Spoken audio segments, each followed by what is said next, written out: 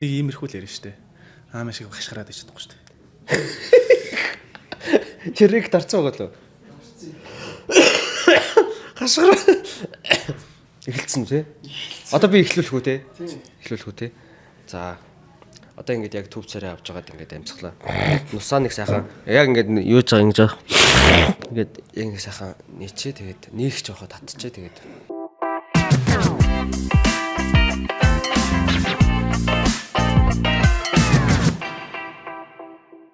За бүгдээрээ сайн байцгаана уу Барагшин подкастын ээлж нэгэн дугаар эхэлж байна. Манай подкастыг Monjos компани Ara брэнд, Monjos компани Цэник брэнд. За тэгээд Asahi Super Dry Namajoki хамтран ажиллаж байна. Манай энэ удаагийн дугаарт зохиолч, бичээч тэгээ өөр чи юу гэдүүлээ? Өөр яг юу гэж нэрлэх юм? Тийм. Сэтгүүлч хийж бол. Сэтгүүлч үү? Сэтгүүлч бямдэм оролцож байна. Тэгээд тийм олон жоохон шингаар явах тийм. Уяач байгаа шүү. Тий. Үчиж бас тэгэл ном бичээл нөгөөтгөө дэлгүүр тавиал хөөрхөн тэр хүндиндээ морь уралдуулаад байгаа юм биш үү? Үндсэн мэрэгжил чинь утгацгоо судлаач. Цэцгөө судлаач. Тэргээрээ л явдсан шүү ер нь.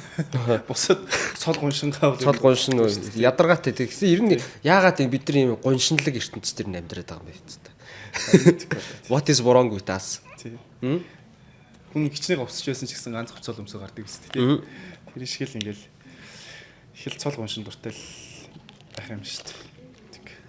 Энэ яг хизэнээс эхэлсэн асуудал вэ? Би мэдэхгүй шүү. Чи мэдэхгүй. Гэхдээ чи бас юм уншаад айгу мэдлэгтэй гэдэг үстэй тэгээд. Одоо өнөөдөр голны амар юм юу яаж болно? Би угаасаа аймаг тийм ярианда айгу юм уу асуултаа тойруулж асуудаг, зочныхоо яриаг тасалдаг гэх мэт л одоо яг подкаст хийж байгаа хүнд байж болох бүх муу чанаруудыг шинжил одоо бүрэлдүүлсэн байгаа. Тэгээ дээрэс нь чи яг нэг тийм pop олны танил манил биш. Тэгэхээр би бас энийг бас жоохон явуулчмаар байна гэдэг ч юм уу. Тэгэхээр ингээд миний яриаг бити ингээд унтраагараа зав. Яг гоё ингээд гоё яриараа гэж.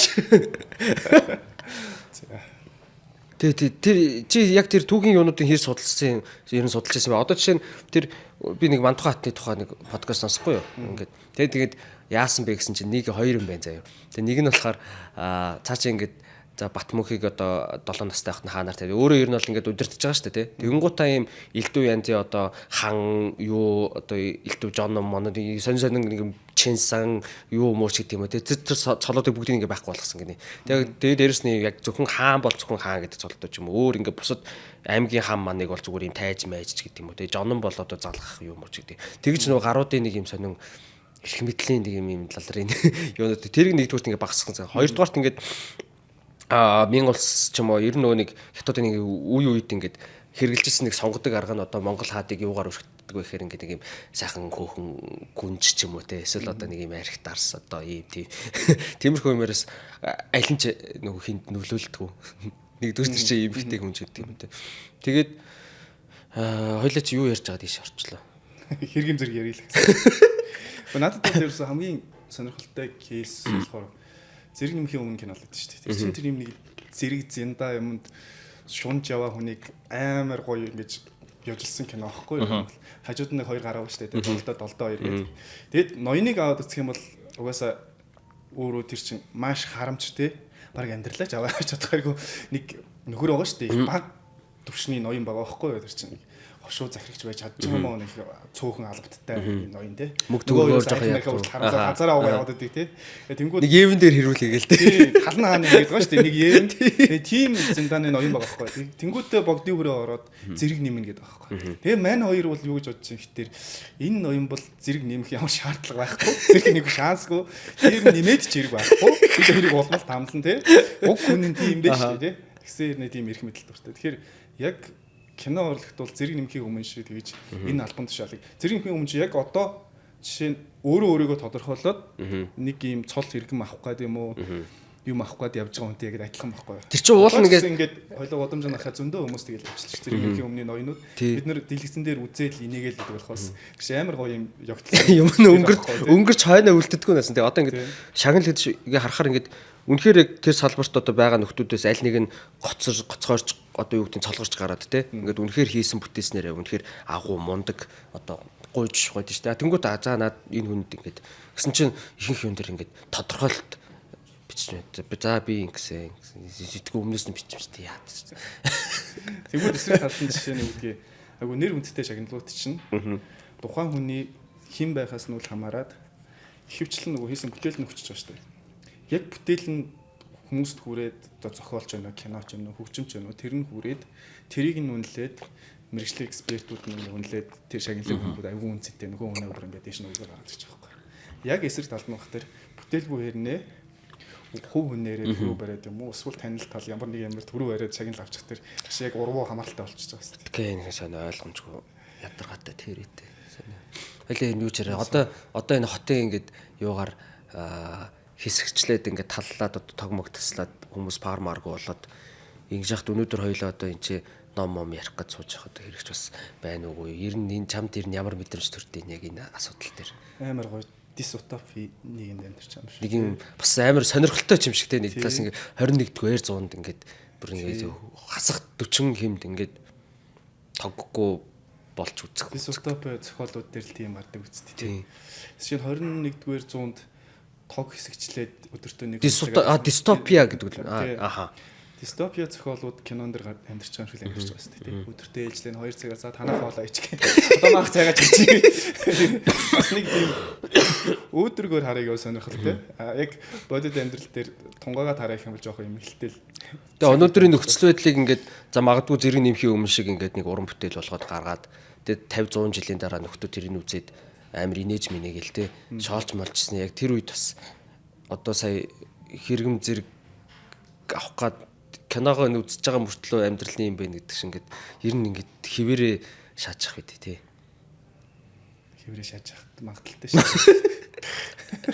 Ер нь 1930-ад оны үеийн скетнүүдийн илэмтдүүлэлт байх байхгүй. Тэгээд хамгийн гол одоо суур ойлголт нь гэх юм уу? Ер нь үндэстэн гэж юу гэдэг санаан дээр л очих. Одоо миний бичсэн хүний хувьд миний санааг оруулах. Гэтэ уншиж байгаа хүн болгоно бол зарим нь нацаг дөржийн намтар юм байна гэж харжээ. Зарим нь зүгээр нэг аялж авч ирсэн, эм ороод аялж ирсэн хүний тэмдэглэлээ бөгж харжээ. Зарим нь болох дээр бүр өргөн агуулгаар харж байгаа. Зарим нь болох дээр нэг юм түүхэн маягийн зохиол, зарим нь бол яг баримттын зохиол ч гэх юм ингээл янз бүрээр харж байгаа. Юун дээр чинь уусаа нэг хоёр одоо өөр хэсэгтээ яваадсан биз дээ. Нэг шугам нь болохоор ингээд ийм нэг нөхөр аялал яваад байгаа шүү дээ. Тэгэхээр одоо орчин үед гэсэн үг шүү дээ. Тэгээд нэг нөхөр ингээд аялал гэсэн чинь нөгөө талд нь дараагийнх нь бүлэг эхлэнгүүд шууд 100 жилийн өмнөх рүү очиод нөхдүүд одоо үхээд байгаа юм уу, өргөдөж байгаа юм уу яагаад байгаа ингээд нэг юм. Тэр юуг нь юу асуучлаа. Тэр аялал нь яг жинхнээс явж исэн аялал уу? Тийм шүү дээ. Тэр чинь 19 оны. Юу лээ тэр гэтээ бүр амар юм баримтат кино минь боллоо яалаа гудлаа ирж байна би. Нэг 19 нэг тийм юм найрагчийн мөрөөрч үлээ. Тий 19 онд бид нэр явсан байхгүй юу? Аха. Нэг сар гаруй хугацаанд Европоор яваад. Тэгээд ирээд тэр хоёр ангит баримт кино хийсэн, үзэсгэлэнд оролцсон. Тэгэл янз бүрийн мессэлтэй зөндөл ингээл тал бүр хийсэн л ингээл хийгээл байхгүй юу? Тэгж яагаад яг 23 оноос эхлээд ном авчихсан байхгүй юу? Тэрс чи яг л тэр нөгөө газруудаа тодорхойлчвол нацаг дөржид энд сурч исэн. Тэгээд энд ороод ингээд шар ариг ууж исэн. Энэгээр ингээд найз охинт одоо бүсгүүтэйг аялж исэн, алхаж исэн ч гэдэг юм. Ингээд бүх газруудыг нь тодорхойлчвол тэргээрээ явж байгаа байхгүй юу? Тэгээд дээр нь бас судалгаа ажилтай. Одоо орчин цагийн Монголыг утга зохиолыг үндэслэгч Наш нацаг доржийн Герман улсад одоо сурсан болон замдаа ямар газраар явсан тэр бүх юмнуудаар нь орчин үед Бямбнам гэдэг нөхөр яваад тэгээд бүх сурж исэн сургууль ууж исэн пивнийх нь газар руу орж яг тэр ууж исэн пив нь байсан уу гэж өөрчлөгдсөн байсан. Ч одоо тухайн үеийн черный пив чинь тэр черный пив шүү дээ. Одоо одоогийн хар dark пив гэсэн үг байхгүй. За тэгээд тэгэнгуута тэрийг ном болгоод яг нөгөө шугам нь болохоор одоо чи нөхрийн өмнөөс ер нь тэр үед яг юу мэдэрч ирснийг одоо төсөөлж мэд. Тэр яг тэрийг яагаад тэгж бичих болсон шалтгаан. Одоо жишээ нь би тэг аялцсан байна тий. Аялаа явж байгаад ингээд өөрийнхөө аяллаа тухай 12 цуврал нийтлэл бичсэн шүү дээ ирснийхээ дараахан. Тэгээ сонин дээр гаргасан, сайт дээр гаргасан. Тэр нь бол яг миний мэдрэмж байхгүй юу. Тэгэхээр нацаг дөржи юу мэдэрч ирснийг яагаад бичих болсон гэхээр яг түрүүний дээр нөгөө нэг хэрэгэм зэрэгтэй холбоотой асуудал авчих байхгүй юу. Яг тэгвэл насаг дөрж чинь ингээд хувьсгалт уран зохиолын баатар бол гайцсан шүү дээ. Насаг дөрж бол агуу гэдэг. Арчиг усаа улс төрийн зорилготой л болгож байгаа шүү дээ. Хувьсгалт нэг юм баатар байх хэвээр уран зохиолт ч гэсэн бүх салбарт байх хэвээр хөгжим, бүжиг, кино бүх салбарт байх хэвээр нэг баатар. Хувьсгалт ч гэсэн одоо Сүхбаатар гэл нэг юм баатар гашиж байгаа шүү дээ. Энийг бүтээдэг угаасаа. Тэр нийгэм чинь тэр улс төрийн систем чинь өөрснөө баатаруудаа бүтээж байгаа. Тэгээ насаг дөржиг бол тэгээ бүтээчихсэн. Гэхдээ хин нэгэн захын гарыг авангууд бүтээчихээг байхгүй. Тэр авьяастай хүн байсан, мундаг хүн байсан. Үнэхээр төрлөх юм өрмөц авьяастай хүн байсан байна. Гэхдээ тэрийг нь бүр өөр талаас нь ингээд бүтээчихсэн. Хувьсгалт зохиолч гэдэг талаас нь бүтээчихсэн. Тэгэл нацагд орчвол агуу Монголын орчин үеийн уран зохиолын үндэслэгч. Ер нь л агуу гэдэг юм үгээр ингээд хайрцагцсан амар гоо цаасан малгай юмсан. Тэрнийхэн цаана юу байна вэ гэхээр тэрнийхэн цаана яг нөгөө бодит туулж исэн амьдрал нь тэр хүний дотоод мэдэрчээснийг нь одоо нарийн ширийн тэгж бодож тунгаах боломжийг хаачих байгаа байхгүй. Тэр агуу хүн байсан. Өөх ингээд энгийн хүн биш.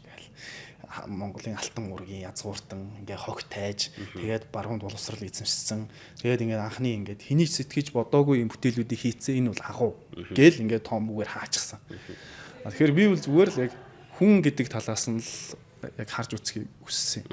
Яг одоо чи бид нар шиг ингээ 30 настай залуу баригдаж очиод бүх юм нь үгүйсэхтэй. Тэр чинь хувьсгалын төлөө яг ингээд тэр 20 30 оны үед яг улсад ажиллаж байгаа шүү дээ тий. Бичээч хийгээд бүх зэргийн яамны бичээч хийгээд тэгээд ирснийхаа дараагаар бас төрийн байгууллагад ингээд судрагчгийн хүрээлэн ингээл ажиллаа л байгаа.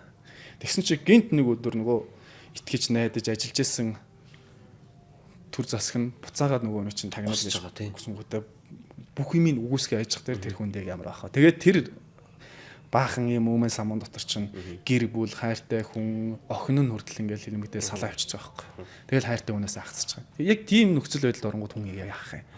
Тэрийг л тэгвэл ингээд мэдрэхээр бичвэл бичээл та. Бичгүй л тэр хуураа хоосон намтраар яах. Тэр хаан төрсөн байна, Төв аймагт төрсөн байна уу, Баян Улгийн төрсөн байна уу? Нэг ер нь бол тийм чухал биш үү. Яг намтар судлалдаа л нэг ийм салбартаа л чухал байна. Тэгэхээр нацаг дөржөө дамжуулаад тэр үеийн тэгвэл зүгээр ингээд ажиллаад амьдраад яг чин сэтгэлээсээ ингээд бүхний зориулаад явж исэн залуучуудыг улс нь эргүүлээд гүтгэнгүүтээ тэр чин бас л нэг албан тушаалын эргэлт байгаа шүү дээ тий. Хэрвээ тэр хүн байхгүй болчихвол оронд нь нэг хүн гарч ирнэ шүү дээ. Тэр л солилцоол байхгүй юу. Тийм учраас нацаг дөржийг зайлуулах тий. Аль нэг хүнийг зайлуулж оронд нь нэг хүн гарч ирнэ. Тэгэхээр эн чин солилцоол байгаа байхгүй. Тийм нөхцөлд орчихтой яах вэ гэдэг талаас нь бичсэн учраас тэр нөгөө нэг дотоод монолог шиг хэлбэрээр бичсэн байгаа шүү дээ тий. Юу мэдэрч байгааг нь л мэдрэх гээд байгаа. Яг уншихад бол жоохон тэрэгтэй юм билээ. Тэгэд ер нь сонирхолтой. Одоо ингээд нацагд орж гэрч ихэвчлэн ингээд за нэг дунд сургуулийн ч юм уу нэг уран зохиолын хичээлийн нэг эхний нүүрэн дээр байж идэг орчин үеийн утга зохиолыг үндэслэгч гээд орчин үеийн утга зохиол энэ чилийн одоо тий нацагд орж одоо үндэслээд бусд нь яагаад үндэслэегүй энэ ч гэж бодмор ч юм эсвэл одоо тэрнээс өмнө одоо уран зохиол байгаагүй ч юм эсвэл тэгэл нэг юм алгаатай ийм нэг юм бүрх малгай тий нэг ийм зураг ингээл нэг ийм зураг тэгэл ингээл шүлгэнэ гэхэд тэр чинь бас яг бүх шүлгийн нэг олигтой гоё задлж заахгүй тэр чинь тэгээд нөгөө миний нутаг зутдаг ч юм уу эсвэл одоо энэ зураг мурах энэ төр гэл зүгээр ингээ илээд ингээ өнгөрчихөж байгаа байхгүй тэгэл тэнгуү чинь нөгөө нэг тэр хүүхдийн хувьд бол яг хөө ингээл амар юм дахиад нэг юм тий тэгэхэд ингээ тэрний чинь цаанд бүр амар нэм зэрлэг галзуу түүх байгаа. Ер нь тэгээд юун дээр яагаад яг нацагд оржиг орчин үеийн юуг үндэслэгч гэж ер нь яриад байдаг. Яг үнэхээр тэр социализмын үеийн одоо юу юм уу? Одоо тэр хүмүүс ингээд тэгтээ амар сонирн байгааз эхлээд ингээд тэр нацагд оржиг чиг хилмигдүүлээд баг ингээд алангаа алдаад бөө юм болов үстэй тий. Тэгэд ингэж сүулт нь нөгөө багыгаа ингээд гэсэн байчих юм яах яа гэдэг. Тэр чинь угаасаа тэр үеийн нийгмийлэг айгуу гоё арга штэ тий. Өөрснөө аваач чинь ингэж холдуулчаад дараа нь ингээд энэ бол агуу хүн байсан юм а гэж өмжилж чинь тэр бол цаг үеийн асуудал байхгүй. Зүгээр үндэслэгчийн тухайд бол айгуу олон хүн байгаа шүү дээ чинь. Мөрдөнд би ядамсран ши аюуш гэл тэгэл одоо бидний мэдээс цэндийн амьдсрангуй буян нэмэхгүй. Тэгээд дээр нь эренчингуй гэл зөндөл бол хүмүүс тухайн үеийн тэр зохиолчдын байгуулж исэн бүтээлийн хөвд ч гэсэн яг зэрэг бичиж явж исэн зөндөл хүмүүс байгаа байхгүй. Тэгэхээр яг тэр нөгөө нэг юун дээр дунд сургуулийн сурах хүч дээр байдаг тэр малгайтай зурагч амар бас ийм өгөөтэй байхгүй. Тэр малгай бол улс төрийн зорилгоор өмсүүлсэн хувьсгалт одоо уран зохиолын баатрын ийм малгай шиг санагдаад нөгөө цаасан малгай өмсгөнө гэд хэлцээ байгаа шүү дээ. Яг тэрэн шиг санагдаад байхгүй. Гэтэл яг сая чиний хэлсэн шиг бид нар дунд сургуультай миний хэн зураг магна алдсан зурвстай гэдэг. Миний нутаг хинтээ хангаас ингээл цээжлэл явж байгаа шүү дээ. Гэтэл тэрний цаана байсан нөгөө яг өөрийнх нь уран зохиолын хувьд шинжилэл хийсэн бүтээлүүд нь ингээд хоцор хаягдчихж байгаа байхгүй жишээ. Одоо жишээ нь юу гэдгийг сайн шүлгүүд нь дөрвөн үйлрэлч гэдэг юм уу тий янагч гэдэг юм уу. Тэгэл хаврын шүлэгч гэдэг юм ингээд сайн шүлгүүд нь ерөөсөө сургагч дээр хэвлэгтэй. Дээр нь бас ламбгай нулимс гэдэг юм уу тий харанхуй хадж гэдэг юм. Энэ өгүүлбэрийн тухай ярилцах тэр боломжийг хаачих. Тэрийг чинь сүүлд тэр нэг аюур ахын эмгтгсэн юунаас л болж харсан. Яг тэрээс уран зохиол. Одоо жишээ нь яг өнөөдөр сошиалд амар од болж байгаа хандлтаараа дэлб авч байгаа тэр та нарын дуу шүү дээ. Ороогүй сүмээс сэтэл авсан гэдэг. За дүүгэн ороогүй сүм сайн арман байж болно. Гэхдээ нацаг дөржийн бас ламбгай нулимсуул яг тэр сэдвийг хоёрхан нүүр ууцсан багтаагаад бичсэн байхгүй. Лам хүн хайрлаж дурлуул яах. Тэр чинь амар юм сэтгэл зүйн юм зөрчил байгаа шүү дээ тий. Лам хүн үнэхээр дурлсан бол яах. Тэр нь тэгээд бүр зүгээр энгийн зүгээр эмгтээч биш. Одоо хүрээний тийм дууч юм одоо бие үнэлэг одоогийнхоо оролтын бие үнэлэгч маягийн хүн байгаа байхгүй юу. Тэгээд тийм хүнд үнэн сэтгэлээсээ дурлсан. Тэр чинь буруу нь юу байгаа тий. Нэг дурлсан л бол тэгээд буруу байхгүй шүү дээ тий. Тэр хүний хэн байх вэ? Хэн байхаас үл хамааран тэр чинь дурлал мөн биз дээ. Тэгээд бүр ингээд сүулт нь сүрч байгаа шүү дээ. Нөгөө дурлсан хүнчгүй болоод. Тэр амар сэтгэл зүйн сонин үзэгдлийг хоёрхан нүүр өгүүлэхт багтаана гэдэг бол амар өстэй. Тий, тэгснэ тэр нөгөө нэг бичиж байгаа хэлбэр нь амар зэвүүн одоо тэр нэг гандангийн юуны хүрээнээс баруун дам нурчны юу хүртэл нарийнхан жим гараад мараад найдын зам тэр одоо ламгон нулимсын гол дүрийн лодон гівш чинь баруун дам нурчнаас ингээд бууж ирж байгаа шүү дээ тий. Юу лодон гівшин гэрээсээ гарч ирэх цэрэн лам хүүхний эсрэг гарч ирэх хоёулаа уулзж байгаа гэднээс аюу гой төрсөлж байгаа. Маш товчхон ерөөсөө. Тэгээд нэг гэр мөрт нь очиод тэр нэг хүүхний гэр мэрийг төрсөлж байгаа нэг тэр зүгээр ингээд зүгээр л юм ярьж байгаа юм шиг ингээд пад гэж ярьчихж байгаа юм бол цаанаа ингээд ерөөсөө нэг гойжсэн төрсөлсөн юм байхгүй. Гэтэ яг уран зураг шиг ингэж нарийн хэлж чадчих байгаа байхгүй юу. За Monjos компани Ara брэнд манай подкастыг дэмжин хамтран ажиллаж байна. Байгалийн эрдэстэй энэхүү усыг өдөр болгон хэрэглэхэд тохиромжтой, ходоодыг чинь цэвэрлэж, шаардлагыг чинь тайлж, хордлогыг чинь үлдэн хөөж, даралтыг чинь бууруулнаа. За тэгээ дээрэс нь найз нь бол өөрөө энэ усыг өдөр болгон хэрэглэдэг. Тэгэхээр миний андууд ч гэсэн арга уугаарай. Баярлалаа. Одоо чи мэдж байгаа Мишима Юкиг мэдэн шүү дээ, Японы зохиолч. За нөгөө амар боди залуу байгаа шүү дээ, тий. Самурай өөрийгөө харакер хийждэг. Асрын сүмийг бичсэн. Тэр чи одоо дэлхийд нөгөө утга зохиолд маш их өв үлдээсэн гэдгээр алдартай шүү дээ. 37 билүү наслахтаа. За онгоцны жолооч байсан гэдэг фитнесийн тамирчин байсан. 20-30-аад жүжиг бичсэн, бас 20-30-аад ном бичсэн. Тэгэл арман өгүүлэг ерөөсөө нэг хүний амьдралд магтахааргүй юм 30-аад наснд хийцэн байхгүй. Тэгээ нацаг дөржин амьдралыг харахад ч гэсэн яг л тийм л байдаг л дээ. Ерөөсөө богинохоо амьдарсан. Та чи баг ингээд 10 бүгдийг хийчихсэн. 5-6-тай мургатайдал аль хэдийн тэр юуны бичиж юуны ажилд орж марцсан ингээл. Яг уран бүтээл нь бол 20 гарч ээж. Яг уран бүтээл хийж гисэн. 20 эдэн онлын гарч ээж хийж гисэн байна. Тэр түүхэн юусаа зарим бас ингээд яг хүн ингээд бодгож байгаа ойлгомж 26 онд тэр чи одоо би ойлгохтой бол за манай энэ улсын одоо боловсролын салбар малбар ер нь босод одоо тий хүн эмнэлэгч гэдэг юм одоо өөр барилга байшаа одоо юу гэдэг тий ер нь шинжлэх ухаан энэ салбарууд ер нь жоохон хоцрогдолтой байна. Боллоо одоо энэ дэлхийн ертөнцийг чи гүйцэхэ байлаа.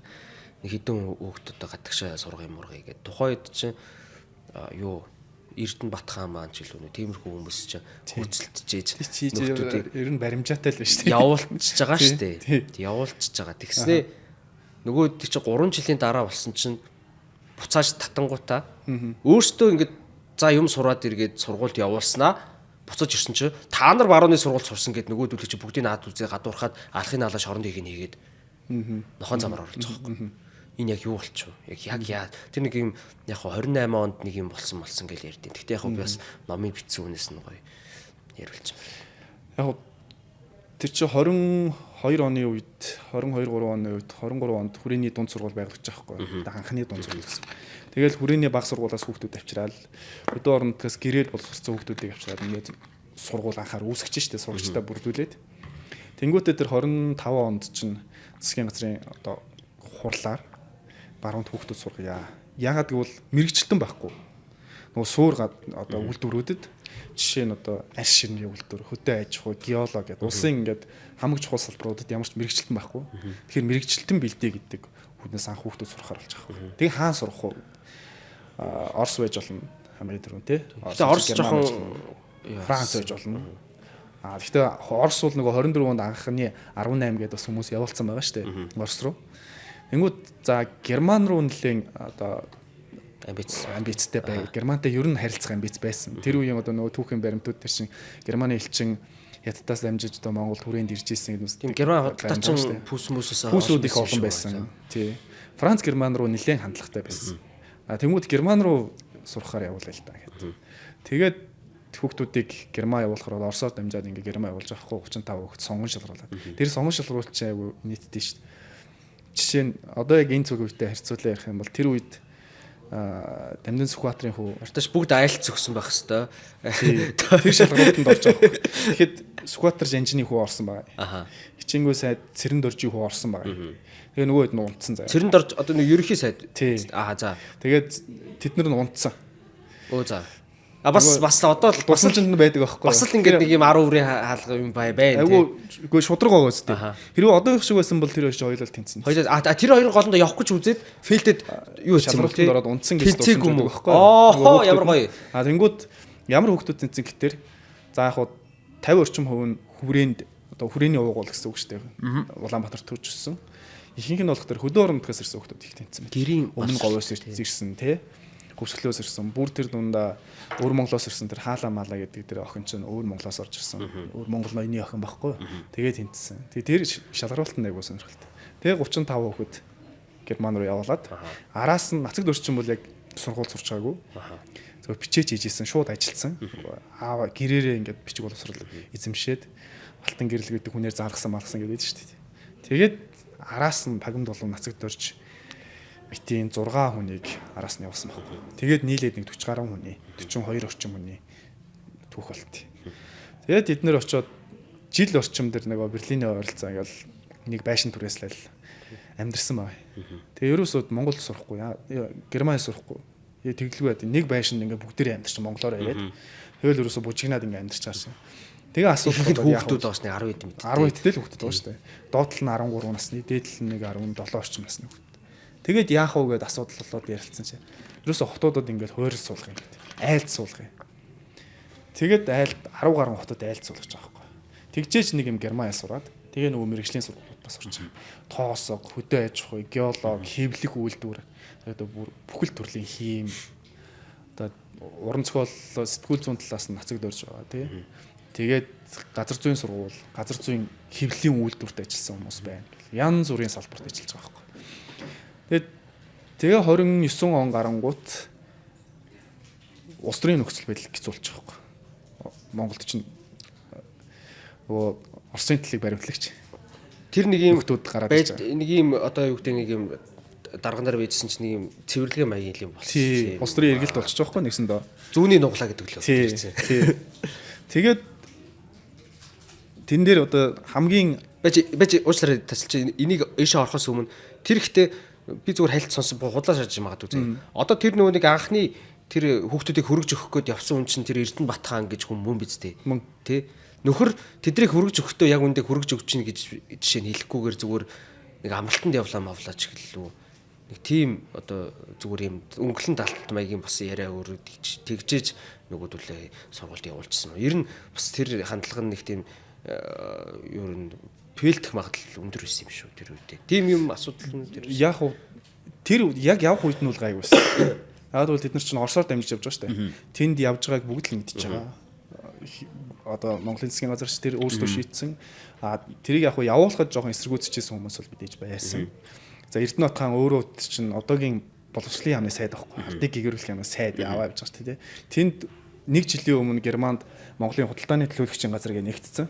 Тэнд даш Сампилон гэдэг хүн, Хурлаат гэдэг хоёр хүн ажиллаж байгаа. Тэр хоёр хүн Хурлаата. Тий. Хурлаат гэж нөгөө хиний аав мөн үү? Биш худлаа ярьж. Дуучин төмөр. Тийм юм. Тэгээ тэр хоёр хүн байсан. Тэр хоёр сургууль соёлын хөөцөлтөд ингээд яатсан. Эндээс л тэр Эрдэнэ Бат хаан гой хоёр багштай. Буд дээр Далай гэдэг хоёр багштай ингээд аваа явж байгаа байхгүй юу. Тэгэхээр эн чинь бүр маш том засгийн газрын түвшний ажил байгаа зү. Одоо ингээд зарцуулсан мөнгөний судлаад үзэнгүүт дотоодын нийт бүтээгдэхүүнийхээ нэлээд өндөр хувийг тэр хүүхдүүдийг сурахад зарцуулсан байдаг байхгүй. Тэгэхээр бүх зардлууд эндээс гарч ирсэн. Тэгэхээр Монгол Улсын засгийн газар тэднийг ингээд зориулж дараа нь их орондоо хэрэг болно гэж бэлдсэн байгаа байхгүй. Тэгэл 29 гараад нөгөө нуглаачин гарангуутаал угаасаа Германтай харилцаа хүүтрээр ирсэн. Орос Германы харилцаа хүүтрээд ирсэн. Тэгээ хөрөнгөтөө орон гэдэг үгнээс агүй олон захиа хойноос ирсэн байдаг байхгүй. 3-4 захиа. Монголчууд ингээд хөрөнгөтөн оронд хүүхдээ сургаад байна. Наадлыгаа буцаад татаач юм. Татхад шахаач гэх. Тэгээд шахалт үзүүлсээр 29 онд ихний хэсэг нь 30 онд дараагийн хэсэг татчихж байгаа байхгүй. Одоо яг ингээд нөгөө нэг тэр сурсан хүүхдүүдийн өнцгөөс бодох юм бол одоо явхад нь ингээд за сайн суугаад ирээрээ гэжсэн нөгөө даргандар нь буцаж ирэхэд нь тэр эдэн эхлээд гусагдгаад үхэхэд одоо тийм. Тэр чинь одоо 28 онд ч болохоор нөгөө хин ерхий сайд нь бурхан болчдөг л юм. Цэрэнд орж уугаад л ярьж байна. Тийм тэгээд тэр одоо тэднийг явуулахад байсан хүмүүс чинь цэрэнд орж ерхий сайд нь цэрэнд орж. Агтмгийн амар намын төв орны нарийн бичгийн дарга дамд орж. Тий. За тэгээд цэвэн жавсраа нөгөө тэр чинь болохоор одоогийн шинжлэх ухааны хүрээлэнгийн дарга нөхгүй. За ардыг гэгэрүүлэх яамны сайд уу боловсролын яамны Эрдэнэ хаан гэдэг ийм хэд хүмүүс байна. Тэгээд тэднийг ирсний дараа бол шууд нөгөө хүүхдүүдийг чинь барьж аваад хороогүй л дээ. Шууд эренгүүт нь барьжлаагүй. Багш нарыг нь барьж байгаа байхгүй. Жишээ нь одоо амаргойг хоош нь аваачаал, цэрэнд оржийг хоош нь аваачаал тий. Хэнийг дамд оржийг барьж аваал. Эрдэнэ хаан, Жамсраанууга бүгдийг ингэ бариад. Эхний ээлжинд бол багш нарын ингэ цэвэрлж байгаа байхгүй. Яагаад гэвэл эднэр ингэ толгойн яваад шүү дээ тий. Тэрний дараагаар хамгийн анхны хэрэг бол 40 он гарч иж тэр юунуудыг хүүхдүүдийг 32 оны хоноос эхэлж эхний хэрэгүүдийг тохиож эхэлж байгаа байхгүй. Нөгөө нэг алдартай нацаг төрчин банкет байгаа шүү дээ тий. Ер нь тэрнээс зүгээр шинэ жил тэмдэглэсэн. Тий, шинэ жил тэмдэглэсэн. Тэгээ тэрий чинь амар хэрэг үүсгэж байгаа шүү дээ. Дорн зүгт Манжгаа ус байгуулагдсан нэг жилийн орог тэмдэглэсэн гэдэг. Зүгээр л ингээд нэг ороо чид бодолтой найзуудаараа нэг газар нэгнийдээ партидаа тий. Тэгсэн чинь маргааш нь улс төрийн гэмт хэрэгтэн болцсон байгаа байхгүй. Тийм маягаар. Тэгээ тэндээс эхлээл ер нь барьж эхэлж байгаа байхгүй. Герман тагнуулын хэрэг гэдэг юм чи үүсэл. Тэгээ хамгийн анх чинь нөгөө хиний хэрэг штэ. Цэлэг гиндэн дэмдийн иргэдийн хэргийн өмнө чинь ийм бүлэг хэрэгүүд үүсгэж байгаа штэ. Төмбийн хэрэг. Тэгээ дараа нь гиндэн дэмдийн хэрэг гэдэг ингээд бүлэг хэрэгүүд үүсгэж байгаа. Тэрэн дотор чинь яг тэрэн шиг Герман тагнуулын хэрэг гэж үүсэж байгаа. Япон тагнуулын хэрэг гэдэг дахиад байгаа. Тэгээд нэг бол Герман тагнуулт гिचдэг, нөгөө бол Японы тагнуулт гिचдэг. Тэдний догсон хэрэгүүд нь ихэвчлэн дандаа тийм. Зарим нэг нь бол бүр тэр дотор чинь явсан нэг хүүхдийг бол Францаас сурч ирсэн хүүхдийг бол 3 улсын тагнуул гэж яаж байгаа шүү дээ. Франц, Герман, Япон гэсэн 3 улсын тагнуул гэж шууд цаазаар авсан байгаа байхгүй. Тэгэл тэр чинь амар уустай. Тэгээд тийм цаг үеийн юмд ингээл шууд хэрчүүлчихэж байгаа байхгүй бид нар бол. Одоо тэр үед одоо хайш юм бэ ингээ зүгээр одоо би хүн хилэмгдүүлэгчлээ гэж боддөө. Тэгэхэд нэг юм тэр нөхдүүд бол нэг юм Агата Кристи шиг нөхдүүд ингээ байж идэг юм хайш. Одоо нэг юм адал явдалт одоо юутай юм зохиол бичиж байгаа юм шиг те. Тэгэл тийм зохиол бичингүүтээ за энэ дүрд нь за магадгүй нацагд орчих ч юм. За энд нь тэрийг тэрний ингээд тэгэл зүгээр нэг юм скрипт гаргаад ирнэ. Тэгэл тэрийгээ шууд ингээд урд нь тулгаал одоо тий очиж тэгэл одоо жишээ нь энэ дээр хэнийг одоо тохож болох уу те. Эднэр одоо Германд яваа сурцсан шүү дээ. Тэгэхээр энэ групп дотор энэ явсан групп дотор энэ ч байж байгаа шүү дээ те. Тэгэхээр энийг Герман тагнуул хэрэг оруулал шүү дээ. Тий. Тэр ийм л аимшигтай юмнууд болчихсон байна. Гэхдээ одоо тэр юун тал ямар ойлгомжтой вэ? Яах вэ? Тэгээ одоо Оросд жишээ нь нэг юм болонгуудаа тэр нь Монголд нөлөөлөөд тэгээд тэр чинь одоо чи цаг хугацаагаар нь бодоод үзлээ 30 он гараад тэгээд дэлхийн 2 дугаар дайны өөрчлөлт нөхцөл үүсэж байгаа шүү дээ. Герман Оросын харилцаа бүр муудаа. Герман Орос руу дайрах юм нөхцөл байдал үүсэл ингээл харилцаа улам хорцтоод ирэх тусам тэд нар чинь улам хэцүү байдалд орж байгаа юм. Яагаад гэвэл Герман сурчсан. Германы тагнуул байх боломжтой. Тэр мэдээллийг гарах боломжтой хүмүүс эднэр гээл амар том шалтгаан гаргаж ирэл тэд нар чинь бүгдийг баримтлаа. Хөөе тэгээд юм биш ер нь тэгвэл тэр сургах гад явуулсан хүмүүс байгаа шүү дээ. Тэднийхээ хэргийг ер нь гаргаж чадаагүй юм шүү. Тэгээд ихэнхийн тэгээд хамгийн сонирхолтой юм нь тэр чинь 30 40 гаруй хүний түүх байгаа шүү дээ тий.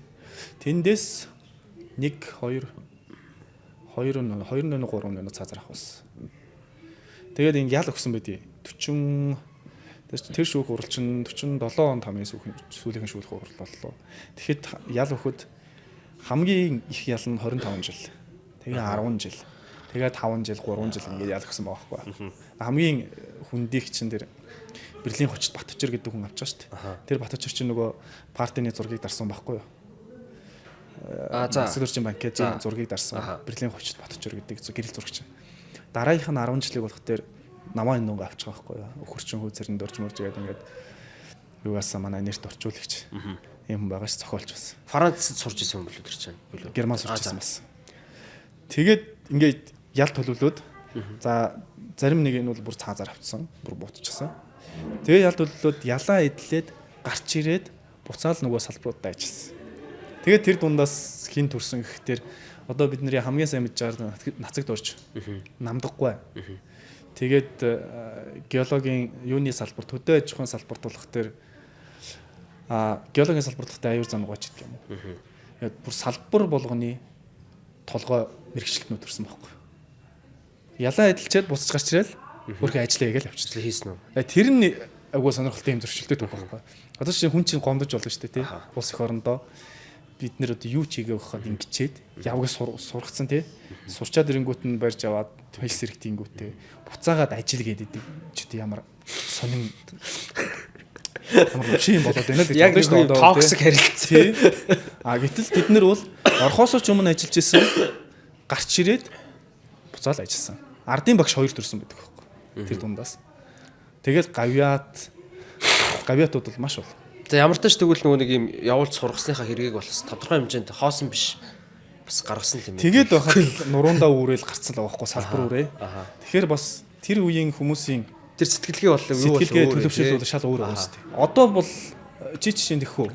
Чамайг тэгээд оролдоод байх юм бол чи ер нь хэцүү дээ. Ажиллаад ингээл гүгүү юу оролдог байх чаа одоо чи манай үед чи ер нь бол мань митийн үеийнхэн ч бол ялангуяа тий энэ одоо улс шиг л лалрын улс алга гэж ярьдаг болчиход байгаа шүү дээ. За лалрын юм байл эндээс одоо хурдан зайлаа ийшээ ч явъя тийшээ ч явъя тэнд л очиод ингэчүүл ячвал бачлаа тэр хэлээд. Яг гоо сонь ямар баха нустай дугаар болчихно. Яа би сая юу түрүү юу асууж байгаа нэг юм. Тэгээ за одоо ямар ч тач тэгвэл ингээд юу яасан ингээд яваад ингээд нөхцөл байдал нь өөрчлөгдөд буцаж ирэхэд нь ингээд тэр ихтэй яг эхэндээ нэг юм хавчиж гадуурхаад ажил төрөл хийлгэхгүй ингээд нэг юм тэрүүлж байгаа дараа нөгөө хэрэгүүдэд тулгаад ингээд юмнууд болж байгаа тий. Тэгээд нацагт орж тэр чинь ихтэй яг тэр үхлийнхэн шалтгаанаас амар сонир байгаа. Цаадхан чи ер нь яг одоо нэгэн дээр нь жоохон төвлөрөл ярьж. Цаад чинь яг юу тохиолдов вэ? Ирээд за пагандуулан тэр хоёр ингээд байсан. Тэр нэг шинжил тэмдэглэснээсээ болоод нэг шоронд хоригдсон. Шоронд хоригдож байхдаа нөгөө нэг миний гүнгөө нэг хин яахан мэдэн зэдэн жилүү тийм. Тэр чинь нэг шоронд багтаа битчихсэн юм шүү дээ. Тий. Тэгээд яг what happened to him? Тий, нацагт орж явд бол тэр чинь 2 удаа гадагшаа сургаар явсан шүү дээ. Яг тэр түрүүний бид хоёр ярьсан 14 дэх эхлээл бичээч хийсэн байгаа шүү дээ. Шууд ороод ажилласан. Манайх нар бол одоо гэрийн боловсрол эзэмшингүүдээ шууд хадлагаар ингээ ажиллаж явсан байхгүй. Тэгээ 25 онд Паган тулгамтай хоёулаа Орос руу сурах явсан. Тэр сургуулийн дээр Цэрэг улс төрийн академи буюу одоо одоогийнхоо оруулгын цэргийн хүн болж бэлтгэдэг. Тим сургуулиас байхгүй. Тэгээ тэнд 1 жил Санктад 1 жил сурчаад буцаж амралтаар ирээд хашаа Япон руу явах хүсэлт өгөөд идэг. Боловсролын яамд. Тэнгүүд Японд явуулах хуваар байхгүй. 26 онд Герман руу хүүхдүүд явцсан байгаа. Чи энэний араас юм л та. Германд сурал та. Тэгээ Герман авцсан байхгүй. Тэгээ хаширбал ирээд гिचнээ удаа Японд сурах өргөдөл өгчээсэн байт. Тэгэхээр нөгөө Японтой холбох бас шалтгаан тэр болчих واخгүй. Япон улсад илэхтэй. Нөгөө Япон дэлхийн 2 дугаар дайны нөгөө асуудал орооцолцсон. Германтай хамт. Тэгээд эргээд 2 ингээд сурсан болон сурахыг хүсчээсэн 2 бас нь хоёулаа дайны асуудал орооцолцсон. Тэр нь бас жоохон азгүй гэх юм уу тийм сонио тохиолдол байгаа сте. Тийм учраас тэр нөгөө нэг дорн зүгт Манжгоо улсын нэг жилийн ог тэмдэглэсэн гэдэг чинь цэгдэрж угаасаа явахыг савд сурахыг хүсчээсэн. Гэтэл нөгөө японочууд навчаад Манжгоо гэдэг тоглоомын уус байгуулангуудаа дайн өдөөгöd идэг. Тэгэхээр барьж авангуудаа тэр чинь 20-д байгаа шалтгаан бас тэр ихгүй. Яа. Тэгээд 26 онд яваад 29 онд буцаж ирээд тэгээ шууд шивэдүүдийн ажиллаж байсан тэр нөгөө үйлдвэрт шивэдүүдийн ажиллаж байсан үйлдвэрт орчуулагчаар орсон байна. Тэгээд 32 он гараад 30-аад он гарангуудаа дараа нь хэлвчгийн одоогийнхоор бол хэлвчгийн хүрээлэн судрагчгийн хүрээлэнд судлаачаар ажилд орсон. Тэгээд тэрний хооронд ч одоо баримтчилгаа, барай тавиа гэж янз бүрийн юм болж байгаа шүү дээ. 40-аад он гараад нэг шоронд ороод нэг 6 сар ороод гараад тэгэл ерөн сүултээ пагамтлам тэр хоёрын асуудал чинь ер нь хамгийн гол шалтгаан нь бол хайр сэтгэл гэхээсээ илүүтэй нөгөө хүмүүсийн хувьд бол юм тэр хоёрын нэнт гэлэх юу болчихж байгаа байхгүй юу? Шалтгаан болчихж байгаа байхгүй юу? Нацаг дуржийн пагамтламын нацаг дуржаар нэнт гэлэх. Тэгээд ер нь харилцаа нь хөндөрөөд тэгээд Нина Жестикова гэдэг төр орсон эмэгтэйтэй танилцсан юм бэл. Тэр ганц охин гэдэг юм тийм. Тий Ананда Шири чинь Монголд төрөөд 2 орчимтай байхдаа Орос руу ээжтэйгээ яасан. Тэгээд Ананда Шири Нина Жестиковыг бол шууд хөөж гаргасан гэдэг ихгүй хөөж албаар явуулсан гэдэг. Тэгээд охиноо тэврээд яваад гисэн байхгүй. Тэгээд араас нь нацаг дурж явна гээд. Тэгээд бүр бүх бичиг баримт нь бэлэн болчоод баг маргааш нөгөөдрөгөө явлаа гэж яхад нь цуталсан байхгүй. Тэгээд тэрнээс хойш бол маш их сэтгэлээр унаал харагтарсанд ч орсон. Тэгэл 37 онд 36 оны намар 37 оны 100 нас орсон. 37 оны наадмаар бүрхүүл. Тий хавар нь бүр явах юм 4 сард бүр бүх юм нь бэлэн болчоод одоо явлаа гэд баг ингээд нэг хөөрцөн хүн амтан дээр явж штэ тий. Одоо би Орос руу явлаа. Гэтэл Сэдхэн хоногийн дараа бүх юм цуцсангуутал явуулахгүй болсон. Тэгээд тэр шалтгаан болох тэр улс төрийн хэрэгт орооцолж исэн. Дээр нь дааж авсан ямар нэгэн ажлуудаа дуусгаагүй гэдэг шалтгаантай. Тэр нь зөв шалтгаал байгаа байхгүй. Тэгээд 3 сарын дараа өөд болчих واخхой. Тэр нь бас жоохон харамсалтай. Ер нь бол гол ажиллаж исэн газар нь бол судрагчгүй байлан. Судрагчгүй болонд орж гараал ингээл үндсэн ажил нь бол тэр байсан. Тэрний хажуугаар зохиолоо бичнэ. Судрагчгүй хүрээлэн ажлаа хөдөө гадаа явна. Тэгээ орчуулга хийн гэл. Эренчгоо тэр хоёр нэг тийм андууд байсан юм шиг байгаа тий. Яг юунууд юм. Чи яг нэг үеийн хүмүүс юм чи ялангуяа Орос сурч байхдаа тэр хоёр их өөр байсан мэт шүү. Эренчгоон дээр тэмдэглэлтэр байгаа шүү дээ. Жидан хуушаа энэ төр гэдэг хочж өгсөн тэр тий. Тэр юуны Санктын тэр одоо уушин газрууд гэдэг нэрэд байгаа шүү дээ. Тэргээр яваад ингээд хойлоо ууж иддэг. Тэр үеийн залуучууд нэг дор сурч байгаа учраас угаасаа залуу хүмүүс юм чи нарийн шүү дээ. Ороо удаж гараал ууж иддэг. Тиймээс. За баахан л юу ачлаа. Ер нь гэхдээ энийг бичих болсон нөгөө шалтгаан малтгаан яг чиний хувийн чинь юунаас бол нэг амар юу байсан. Ер нь чи өөрөө хэм блэ? Хаана төрж өсөв? Ер нь яг чамайг одоо чамайг жоох уу тийм амар дали амар юм огцом явчлаа. Гэхдээ яг ойлгоорой. Би угаасаа мэрэгчлийн юм хүн юм шээ.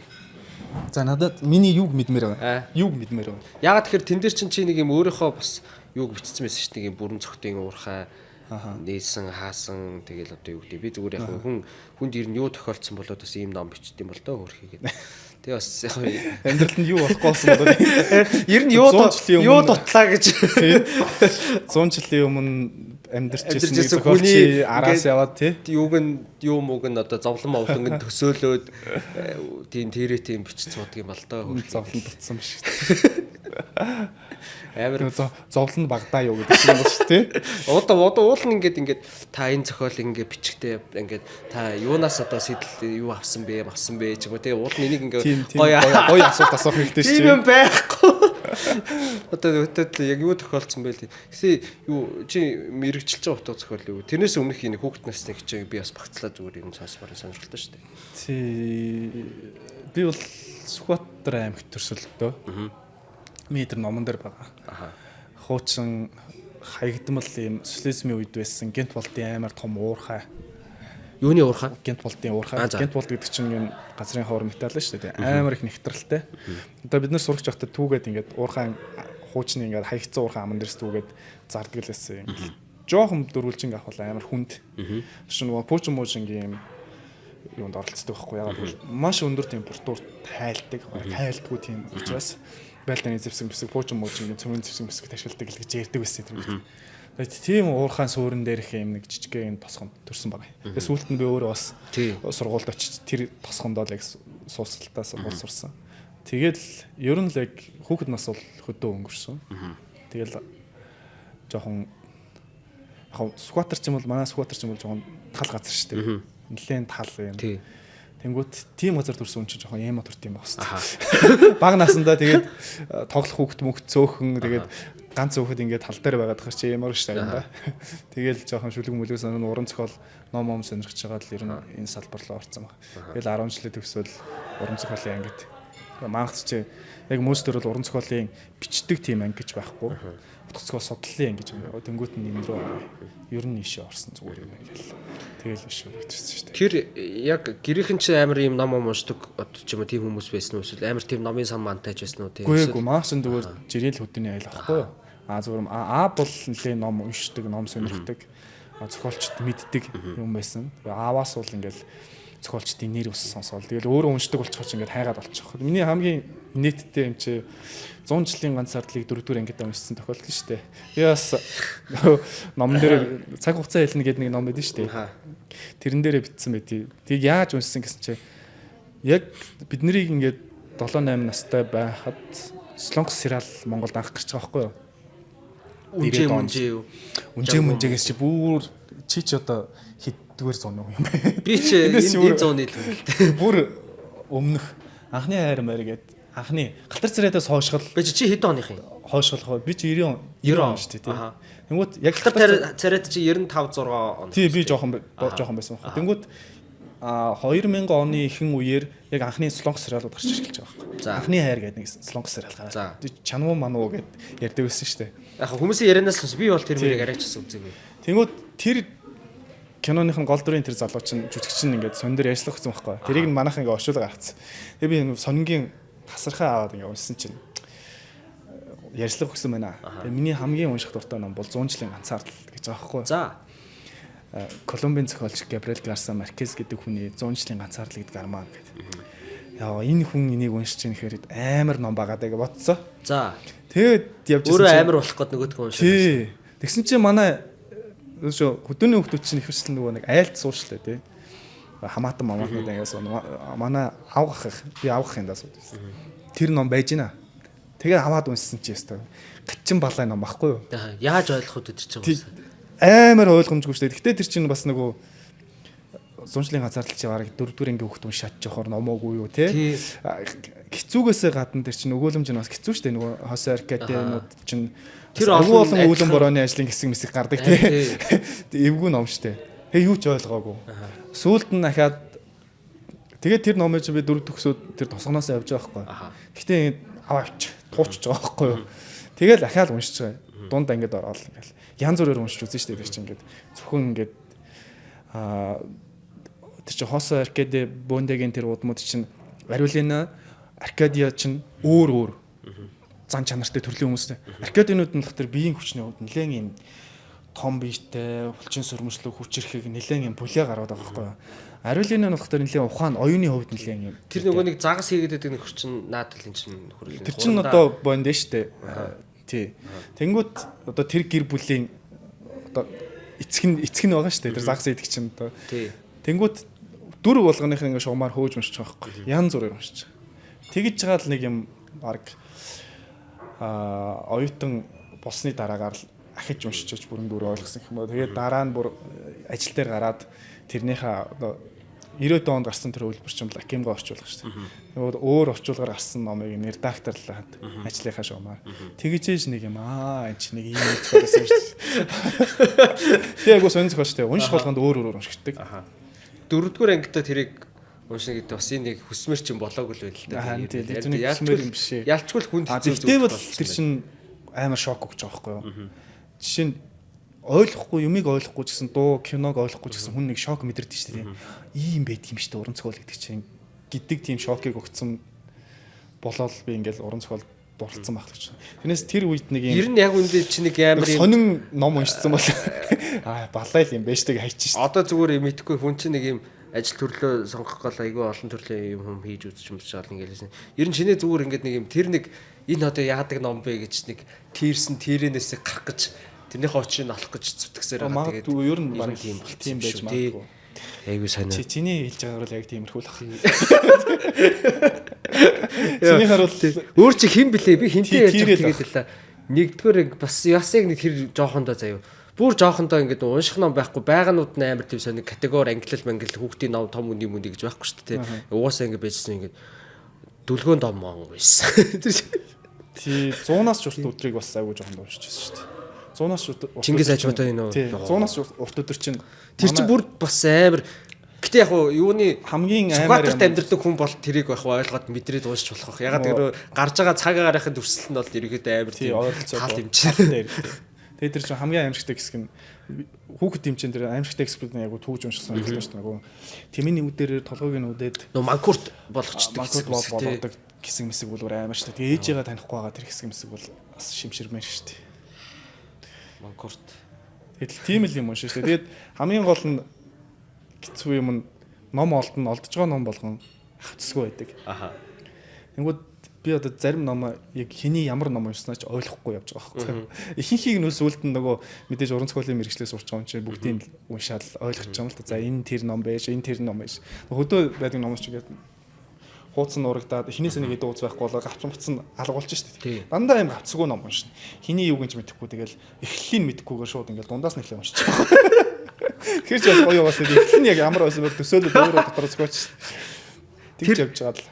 Гэтэ бас нэг талаас бодвол тийм те тэр чигээд яг хөөе тэгээ одоо юуны утга зохиол судлалаар сурдсан гэдэг жаа штэ. Бид хэдэд болохоор яг уран зохиоллогч юм ойлгуулахдаа ингээд за хүн болгоныхоо өөрийнхөө мэдрэмжээр уншаад өөр ойлгодог ингээд цаг хугацаанд одоо ингээд ийм тийм 20-д уншвал нэг өөр 40-д уншвал нэг өөр мөрч гэдэг юм янз янзын тийм ер нь жоохон тийм барьцгүй сонсогдож байгаа байхгүй. А тэгэхэд тэр чи одоо бүтэн судалдаг гэхэр чи одоо мэдгүй цаана нэг тогтсон нэг юм байдаг тэрийг одоо ухаж төвхт юм уу яа дээ ер нь тэр оюутан байх судалгааг ямар байсан яг юу та хэдийг юу хийгээд байдэ.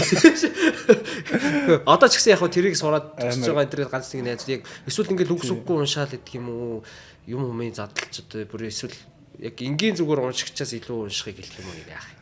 Тэг мэдээж энгийн уншигчаас илүү шүү дээ. Би энэ яаж бодсон чамаас бол илүү уншсан байж таараа. Тэр чи одоо бүх талаас нь үзэн шүү дээ. Түүх онол тэгээ практик буюу яг зохиол задлж ярилцсан гэсэн үг. Тэгэд ийм гурван талаас нь бүгдийг л үзэн гэсэн үг. Өрний уран зохиол, дорны уран зохиол, Монголын уран зохиол гэл бүгдийг нь. Бид нэр оюутан байхдаа жишээ нь 7 хоногийн даалгаварт 10 ном унших даалгавартай. 10 ном. Тий, тэгэл одоо зарим нь л амжихгүй шүү дээ. Яаж хичээгээд амжихгүй шүү дээ. Тэгэл дундаас эхнээс нь уншаал, дундаас нь уншаал, хараас нь уншаал тэрийг ирж хэлцүүлэг дээрээ яриад тэнгууд бусад хүүхдүүд нөх төр үлдсэн миний уншаагүй хэсэг уншиж шүү дээ. Нийлүүлж яриад ингээл ойлгоол явах тохиолдол байж шүү дээ. Амар унших шаардлагатай. 7 хоногт 10 ном. Тий, жишээ нь зохиолч хүн бол мэдхгүй өөрийнхөө таашаадаг номыг уншаад таашаадаг зохиолч уншиж болно шүү дээ. Хамгийн аимшигтай нь яг судлаач болох ч юм бол бүгдийн л биш сайнтай, муутай, сайхан муухайтай нь бүгдийг нь мэдчихэж тэр тус усаар нь ялгадаг хүн болохгүй бол хамаг сайхныг бас түүж уншаад байх бас боломжгүй. Тэгэхээр сайнтай, муутай, муу зохиол ямар байдгийг бас үзэх хэрэгтэй шүү дээ. Тэр Монгол гадаад ингээл унших боломжтой бүгдийг л уншиж ижил. Дараа нь хүний эмийг яахгүй бол юу ч мэдэхгүй байгаа очиод хүний юм дээр юм хилээд байвал дургуун хүрнэс тий. Одоо яг чиний юунд ч амар тод үлдсэн тийм шокруулж байсан одоо даалгавар ч юм уу эсвэл ном ч юм уу тий. Ингээд ямар амар юм бэ гэж яг түрүү яг зүүнжлээ газар л гэсэн. Тэрнээс гадна 90 зүгээр ингээд нэг тийм амар бэрхшээлтэй байсан ч юм уу эсвэл бэрхшээлтэй нэг бол эсвэл ингээд яг чи нэрийн дурдахгүйгээр хэлж болно. Хамгийн ингээд чиний агуудс одоо дотор муухаар ямар атсны ном бэ гэж бодогдсон. Хамгийн амар хэлсэн ном чи 2 дугаар курст уншижсэн хүн сандал гэдэг төв штэ. Дашкийнхаа орчуулжсэн. Дашмок гэдэг орчуулагч одоо Рампо гэдэг. Элего Рампо. Японы аимшигын болон трейлер өгүүлбэрүүдийн төвөр аахгүй юу? Ер нь. Тэгээ тэрнээс хойш би ер нь трейлер кино болон Японы тэр трейлер өгүүлбэрүүдэд дуртай болчихсон. Тэгээд тэр бол сэтгэлгээний шал өөр л дөө. Миний өмнө уншижсэн номуудаас шал өөр сэтгэлгээс. Би ч тэр 2 дугаар курс даалгавар дээр уншичаад баг тэр жилчингээ сэтгэл зүйд амар гүн шоконд орчихсон байхгүй.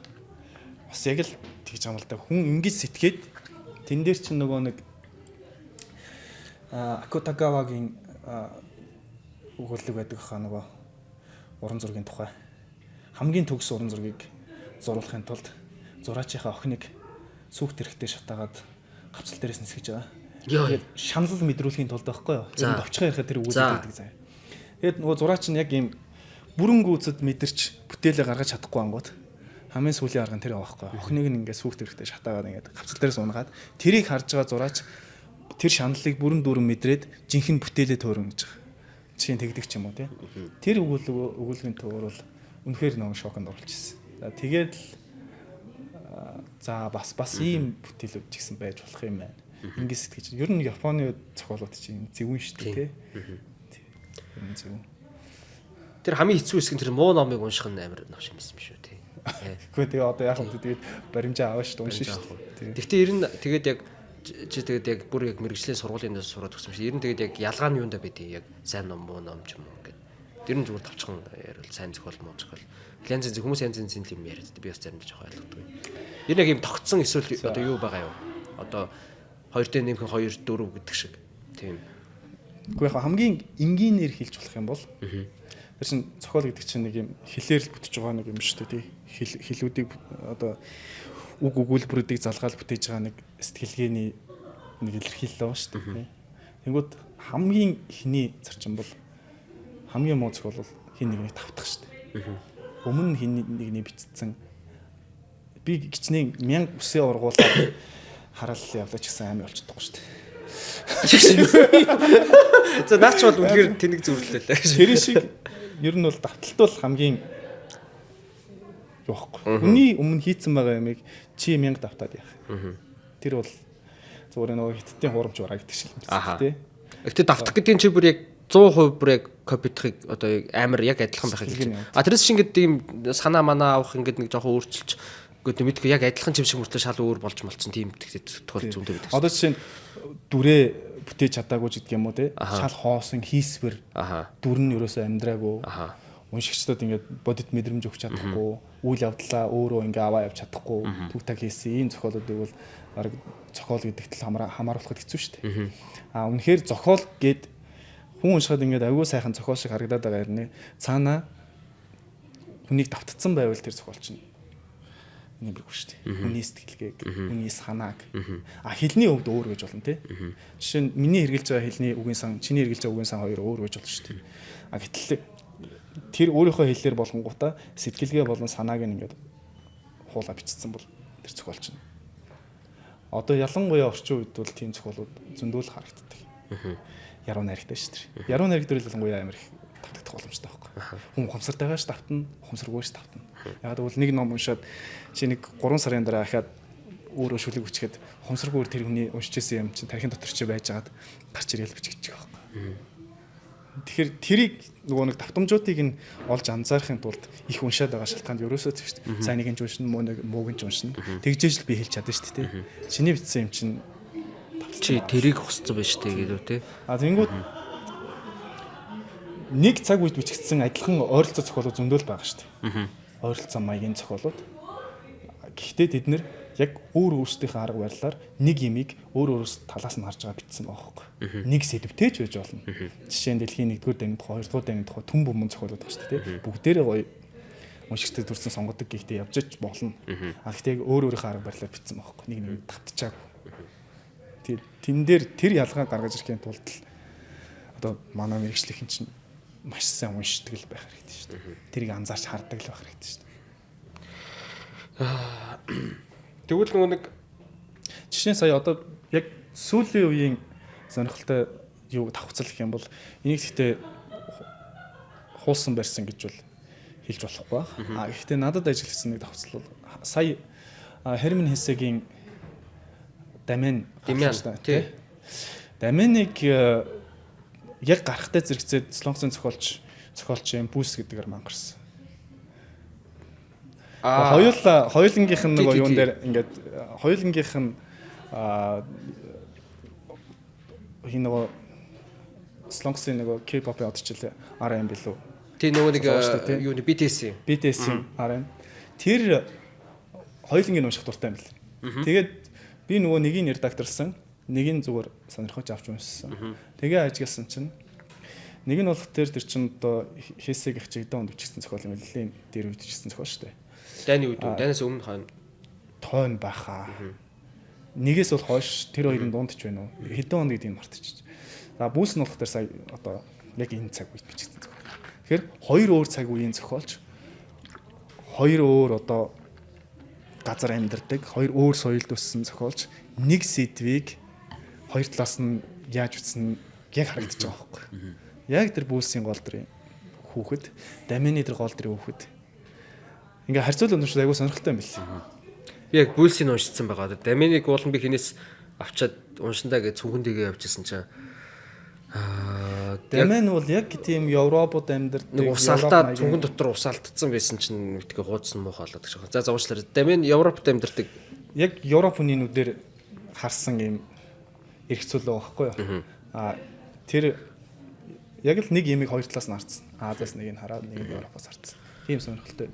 Тэр чинь нэг өсвөр насны хүүхдийн нэг юм өсвөр насны хүүхдийн яагаад тийм лалрын байдаг вэ гэсэн тийм санаанууд.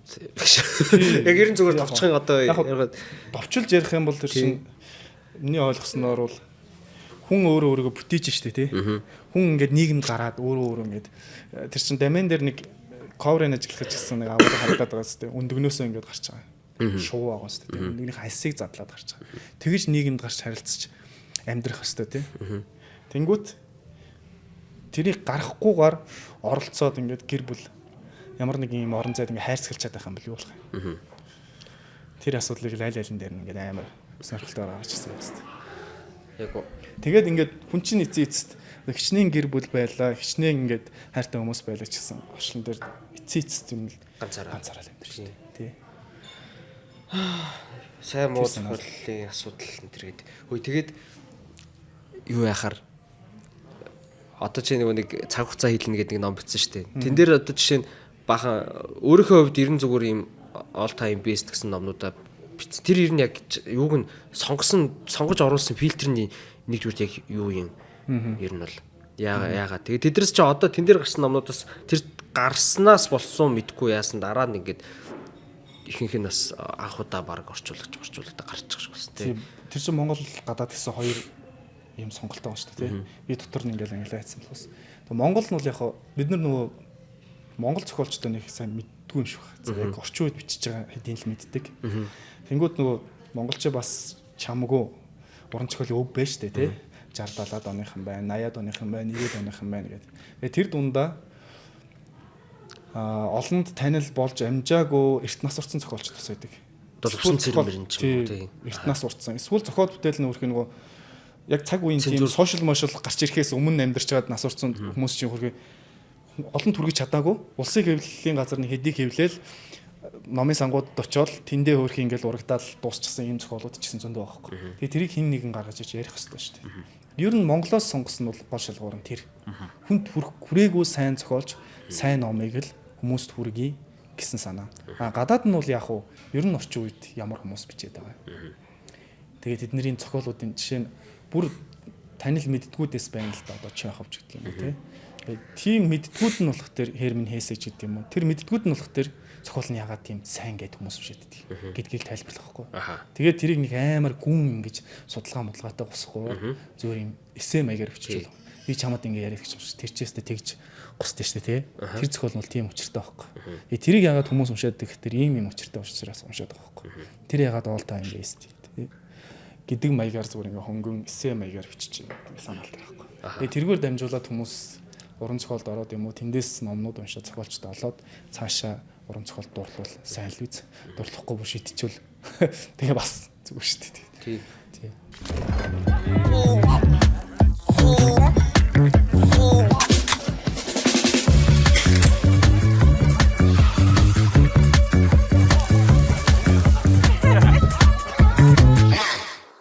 Чи одоо ингээ уран зохиол судлаад одоо зөв буруу сайн муу нэг муугийн шүүгээл ингээ тэр хүндээ бас өөрийнхөө хэмжээнд ингээ ранклал англиал тий. За энэ сайн юм бэ, энэ муу юм бэ гэдээ явж байгаа шүү дээ тий. За ингээ дэлхийн шилдэг 50 100 500 ч юм уу зохиол байгаа. Манайхан манай монгол ном тэнд нэгч байхгүй байгаа. Шалтгаан гэтээ байж байхгүй гэсэнс Чинагийн галсан малсангойгийн ном байж магадгүй. Би яг би жоохон уус нөө мэдхгүй оркуны өнцгөөс ярьж байгаа тэрийг ойлгоорой. Тэгээд шалтгаан юунд байгаа бид нар ийм бичгийн соёл байхгүйгаас болоод байгаа мó эсвэл манай зохиолч тийм авьяасгүй мó эсвэл хэлний бэрхшээл байгаа мó яг одоо тэр чинь бас Нобелийн шагнал магаал авлаа гэл нэг юм сонин Африк нөхдүүд бас тэнцээ туужл явдсан шүү дээ бид нар явгаараа тутсан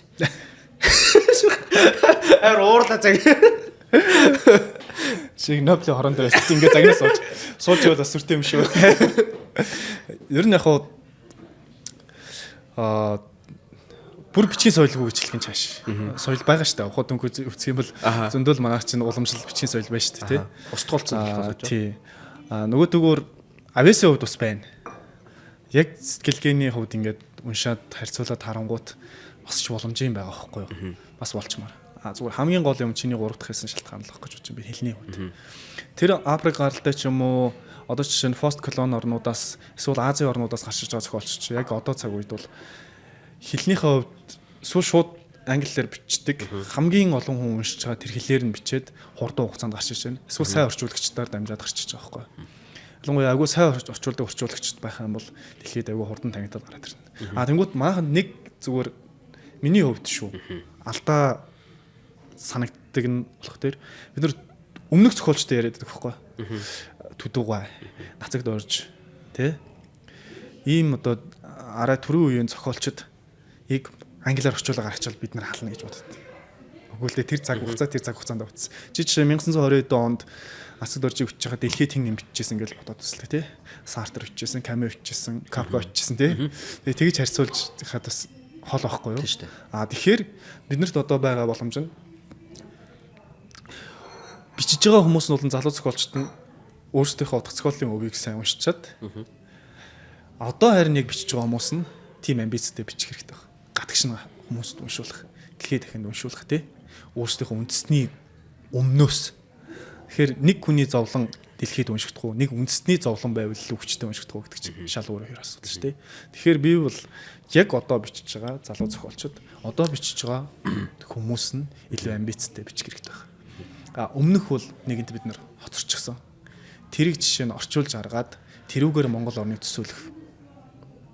Яаж яах тэр чинь тэгээд одоо цаг хугацааны үед асуудал. Тэр үед ихэнх нь одоо бас амар цензуртэй юм сонин цаг үед бичигдсэн нэг сонин ягаад цензур гэснээсээ тэр үед ингээд бичижсэн хүмүүс яг надад л тийг санагдсан уу юу мэдэхгүй байна. Яг хурдлаа ирж магадгүй. Гэхдээ жишээ нь оройгүй сүм гэж сая ингээд одолч штэ тий. Оройгүй сүм чи уул нь ингээд цаад юу нь болохоор ингээд шарын шашин муухай шүү гэж хэлэх гээд байгаа юм шиг уншигж байгаа байхгүй надад. Үгүй яхав тэгж нөө цензураа давахын тулд ч юм уу тий. Тэгсэн мөртлөө дунд нь ингээд шарын шаштай амар олон нэр томьёо одоо нөгөө юм лам нарын зэрэг дэвдээс нөгөө нэг юм буддын 5 ухааных нь юуны яа исэн шидийн үг хэлчээр яалч тэрийг чинь жишээ нь хүн уншихаар хичнээн ингээд цаана ингээд сөрөг утгатай юм шиг боловч энэ нэр нь юу юм бол тий яад юм бол энэ тэргээд жоохон сонирхмоор юм шиг тийм санагдсан үстэй. Тэр үеийн зохиол мэдээж одоо жишээ нь түдугай шиг юм хүм уншиж судалдаг хүн зүгээр тэгж амар одоо буддын шишнийг гэдэг юм хейтлэх тийм зүгээс логикийн хувьд тэр чинь амар зөрчилтэй асуудал шүү дээ нэг. Тэр үеийн ер нь ихэнх зохиолууд яг тийм одоо жишээ нь тунгалаг тамир дээр болохоор надад юу гэж санагдсан бэхээр тэр ихтгэлт одоо хувьсгал гараад хүмүүсийн хөрөнгө хурааж хахад ихтгэлтийн дүү гэдэг нэг эргүү хац байдаг шүү дээ. Нөгөө яг баян байхад нь болохоор итгэл даахмын туслах маягийн юм байна. Ахман махман гэл амар өстө гөхөөл явж ирсэн аа. Яг юу болсон чи хувьсгал гарсан чи нудраган байчуд сөнддгөө юм өндгөө амар агсарч ирснэ. Тэгээд нөгөө итгэлтийнхаа мориноос нь жилүү нэг нь ундсан явж байгаа шүү дээ тэр багийн өөрхий. Тэгээд цаагаараа нөгөө гаруудаа доёолоод байсан юм шүү. Нэг бол яг нэг талаар бол ингээд социализмаар ингээд магтан дуулаа гэл ингээд гоё цензураа даваад номоо хэвлүүлэх хэрэгтэй. Гэхдээ цаагаараа дуракуда тийм байхгүй шүү гэж жоохон тэгээдсэн тал байгаа. Ер нь өөр тийм яг сонирхолтой жишээнүүдийг юу байна? Одоо жишээ нь зохиолч чинь чадах юм чинь тэр шүү дээ. Тэгж далд өгөөдөж болно. Жишээ нь тунгалаг тамир дээр л одоо хувьсгалын тухай хэсгийг аваад тачих юм бол айгүй юм гоё хайр сэтгэл хүний амьдралын тухай гоё ярмаа болоод байна. Нэг юм 100 жилийн өмнөх Монголын амьдрал. Тэгэхээр тэр хувьсгалыг зайлшгүй Эрдэнэ заавал хувьсгалд ороод төмөрч гэсэн хувьсгал руу ороод тэр бүх хүн чинь хувьсгал руу орж байгаа шүү дээ. Тэгээд явж эцэстээ нөгөө хүмүүсийн сонирхолтой юм баялаг амьдрал чинь хувьсгал дээр ирээд очиж байгаа шүү дээ. Тэнгүүл тэдний хүүхдүүд хүртэл хувьсгалд ороосон л та тий. Хонгор эрсдэл батан махаал хувьсгалын багш болоод ингээл бүх ард түмнийг соён гэрэл явж байгаа шүү. Тэгээд яалтчгүй тэр үеийн зохиолчд бол яг тийм хоёр дүүл байдлаас. Зарим нь л тэрийг чи бас айгуу сайн л анзаарсан байна л да. Чи нэрийдвэтэй байна. Судлаач бол. Тийм ер нь яг тэгэж бичиж байгаа. Тунгийн тааруулах нэгдүгээрт. Хоёрдугаар нь чадчихвал тэр дотор нэг юм өгөөл орно шүү дээ. Одоо энэ дээр хамгийн сонирхолтой жишээ гэвэл Намдагбаг агуу бол одоо зовоосон гэж манай багш нар ярьдэн шүү дээ. Хөршин жон үлсэн зохиол туужиг нь. тэр гөгшин чон 9 чон яваад байгаа шүү дээ тий. Тэр чинь улс төрийн төвчөний 9 гишүүн байна. Тэр яг гөгшин чон яг хий юм бэ гэдэг айгүй олон удаа байцааж зовоосон гэдэг нь шүү дээ. Яг хэвлэхгүй барихгүй гэдэг. Тэгээд тэр үлээд байгаа яг гөгшин дулааны хүү гэдэг тэр гөгшин дулаан хайрхны хүү гэдэг тэр гөгшин чон яг хий юм бэ. Тэрийг хэлээ. Тэр гिचи чон яг хий юм бэ. Тэр манай нөгөө даргын эхнэр биш үү гэдэг. Яг тийм бүр бодит кейс зөндөө удаа зовоосон гэдэг. Тэгэхээр чинь яг тэнийг байгаа ч нэг бодлоо. Хүн нэг зохиол биччихээ тэнгууд тэр дотор жишээ энэ хий юм бэ. Энэ хий юм бэ гэдэг юм бол айгу эргэлзээд байгаа ус чинь уран зохиол байгаад байдаг тий. Тэрийг яг тухайн үед бол бас тэрийг нөгөөдөж зохиол бүтээлд оруулсан юмнууд ч бас байсан баг. Тийм учраас бас нэлээг ингэж шалгачж байсан байх. Тийм зохиолууд байсан. Тэр нөгөө нэг шинэ жил болгоноор гардаг нэг орс кино гэдэг штеп. Хувь заяаны эргүүлэх уран зуусан баян гэдэг. Бүхэл бүтэн өөр хот руу андуурж очиод тэгээд барилгачдын гудамжны тэдгээр байрны тэдэнтэй хот гэсэн чинь бүр ингээд нөгөө өөр байрны түлхүүр нүртэл яг тэр байранд таарад нэг нөхөр ингээ орчиж байгаа байхгүй. Тэр одоо бас ингээл юуны үед ингээ бүгдийн хитгэшгэн ингээд яг адилхан сэтгэлгээтэй болох гэж ингээ санаас нь хайрцгалж исэн жоохон өгөөдч доёолсон юм тийм юмнууд юм байна. Байрных нь метр квадрат үртэй байна шүү дээ. Тий. Тэгэхээр чи бичиж болоод хоёр өөр хот байгаа шүү дээ. Тэгээд нэг зохиол бичдэг тэрийг ингээд шүүгээд гарган гаргахгүй энэ хэсгийн гас энэ янзлгээ сууж явал бас сүст тий. Тэр за яг хадуураа за тэр үеийн зохиолч яг тэгээд одоо цаг хугацаанд өнгөрөөд ингээд яаж та. Одоо тэгээд яг саяны ярьсан нөгөө нэг гадагшаа гарах марах энэ төр гэдэг байдаг шүү дээ. Тэн дээр за яг хэлний хувьд ингээд юм тий. Гэхдээ тэр чинь бас ингээд тэрийг чи яг хүмүүс таниулах нэг год болох шуугаан тарих гэдэг ч юм уу тий. Ер нь эхлээд тэр чинь нэг гадны хөвлийн газар мазартай магадгүй болов. Тэгэхээр энэ амар юу юм шүү. Төвөгтэй процесс юм шиг. Ер нь яг одоо гарт бариад те ингээд яг нэг за яг нэг Монгол уран зохиол ингээд дэлхийд данстай нэг амар ингээд нэг гарч ирэх яг тэр хүртэл яг юу хийх ер нь шаардлага юун дээр анхаарах юм бэ? Би одоо тэр нөгөө яамны тодорхойлдог бэрхшлийн зүгээр чиний бодлыг л байгуулгын хүн биш болохоор зүгээр кейс л яриа л да. Яг хамгийн сүүлд манай Азаас авсан чи 24 оны нөгөө Нобель штэ хангаан нэмэгтэй байгаа штэ. Тэгээ хангааныг Нобель авсны дараа би зүгээр сонирхоо судлаад үзсэн чи Солонгос угаасаа соёлын салбарт амар хөрөнгө хийсэн юм байна. Тэгээ K-pop гараад ирсэн. K-pop нь атгаад дэлхийг бүр баццсан. Тэгээд бүх K-pop одууд нь ингээд дэлхийд алдартай болцсон.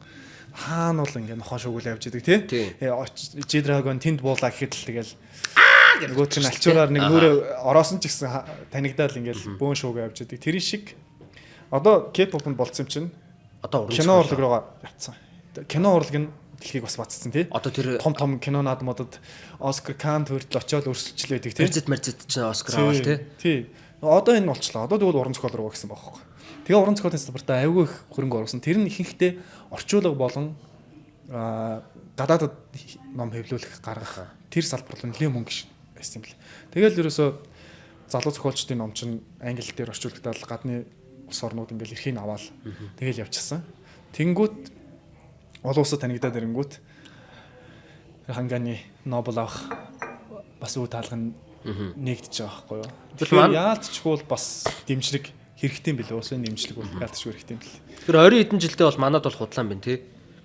Яг нь нөгөө дэмжлэгийн талаас хараад байх шиг байна. Нобель бол худлаа гэж юу? Биш ээ. Одоо тэр нөгөө дэмжлэг гэдэг тэр чинь дэмжихийн тулд яг тэрийг ингээд дэмжих хэрэгтэй гэдгийг ойлгодог ямар нэгэн толгойтой хүн тэнд чинь байх хэрэгтэй үстэй. Гэхдээ одоо бол бид нар нэг юм баг уурын шар адны сэтгцэн имлэг тэнцээ байгаа учраас гэдэг үнэс нэгдүгээрт. Гэхдээ яг ингэж ярихаар би болохоор нөгөө ингэж ойлгоод байдаг байхгүй. Та нар ингээд өөрсдөөсөө хамаарах юм одоо сайн хийгээгүй ч гэдэг ч юм уу те. Одоо нэг салбарын нэг хүн гарч ирэхээр л дандаа ингээд за ингээд төр зэсэх маань дэмжээд өгчүүл энэ төргээл заримдаа тэг санагдаад. Гэхдээ бас наад жишээ чинь бодохоор бас ингээд яг энэ юу хязгаар нь зохиол нь байгаад тэгээд дэмжлэгээ аваад тэгээд системтэйгээр явж чадах юм бол гэсэн санаа байхгүй. Гэхдээ би бол нэг Нобель гэж нэгж амар нөгөө яг Нобель гэдэг чинь уран зохиолын салбарын хүмүүс болгоноос асуудаг асуулт байгаа шүү дээ тий. Монгол хүн хизээ Нобель авах гэдэг тийм ядаргаатай юу? Тайлбар залгацсан уу? Тийм удаагүй асуулт бол хэцүү шүү дээ. Тэгэхээр Нобелоос наан зөндөө олон танигдах боломж шүү дээ. заавал шагналаар тагнах. Шагнал гэлтгүй би болохоор яг зүгээр нөгөө нэг илүүтэй зүгээр. Одоо тэр төвшөнд хүлэн зөвшөөрөгдсөн нэг тийм уншигчтай болох тий. Уншигчдын ядаж хүрээнд тэлэх жишээ нь Европт уншигддаг ч юм уу тий. Жишээ нь англи хэлт орнууд уншигддаг болох ч гэдэг юм уу. Одоо нэг юм дэлхийн одоо орчин үеийн гайгүй зохиолч дунд нэг Монгол одоо яаж оруулах вэ нэрлэгдэж яах гэдэг та. За яг хөө ингээд юу ч угаасаа та төр засаг бол та хэдийг ойрын жилд угаасаа дэмжихгүй заяа тэрийг бол би мэдчихэв угаасаа ойлгомжтой. Тэгэхээр та хэдийг өөрөөр явж өөрсдөө аваад явж тий. Тэгэл эхнээсээ яг хөө ингээл өгүүлбүүд нь орчуулагдчих гарч байгаа ч юм уу. Тэгж байгаа дэрий ч одоо олонний анхааралд хүрээд агентлагуудад тоогдох ч юм уу тий.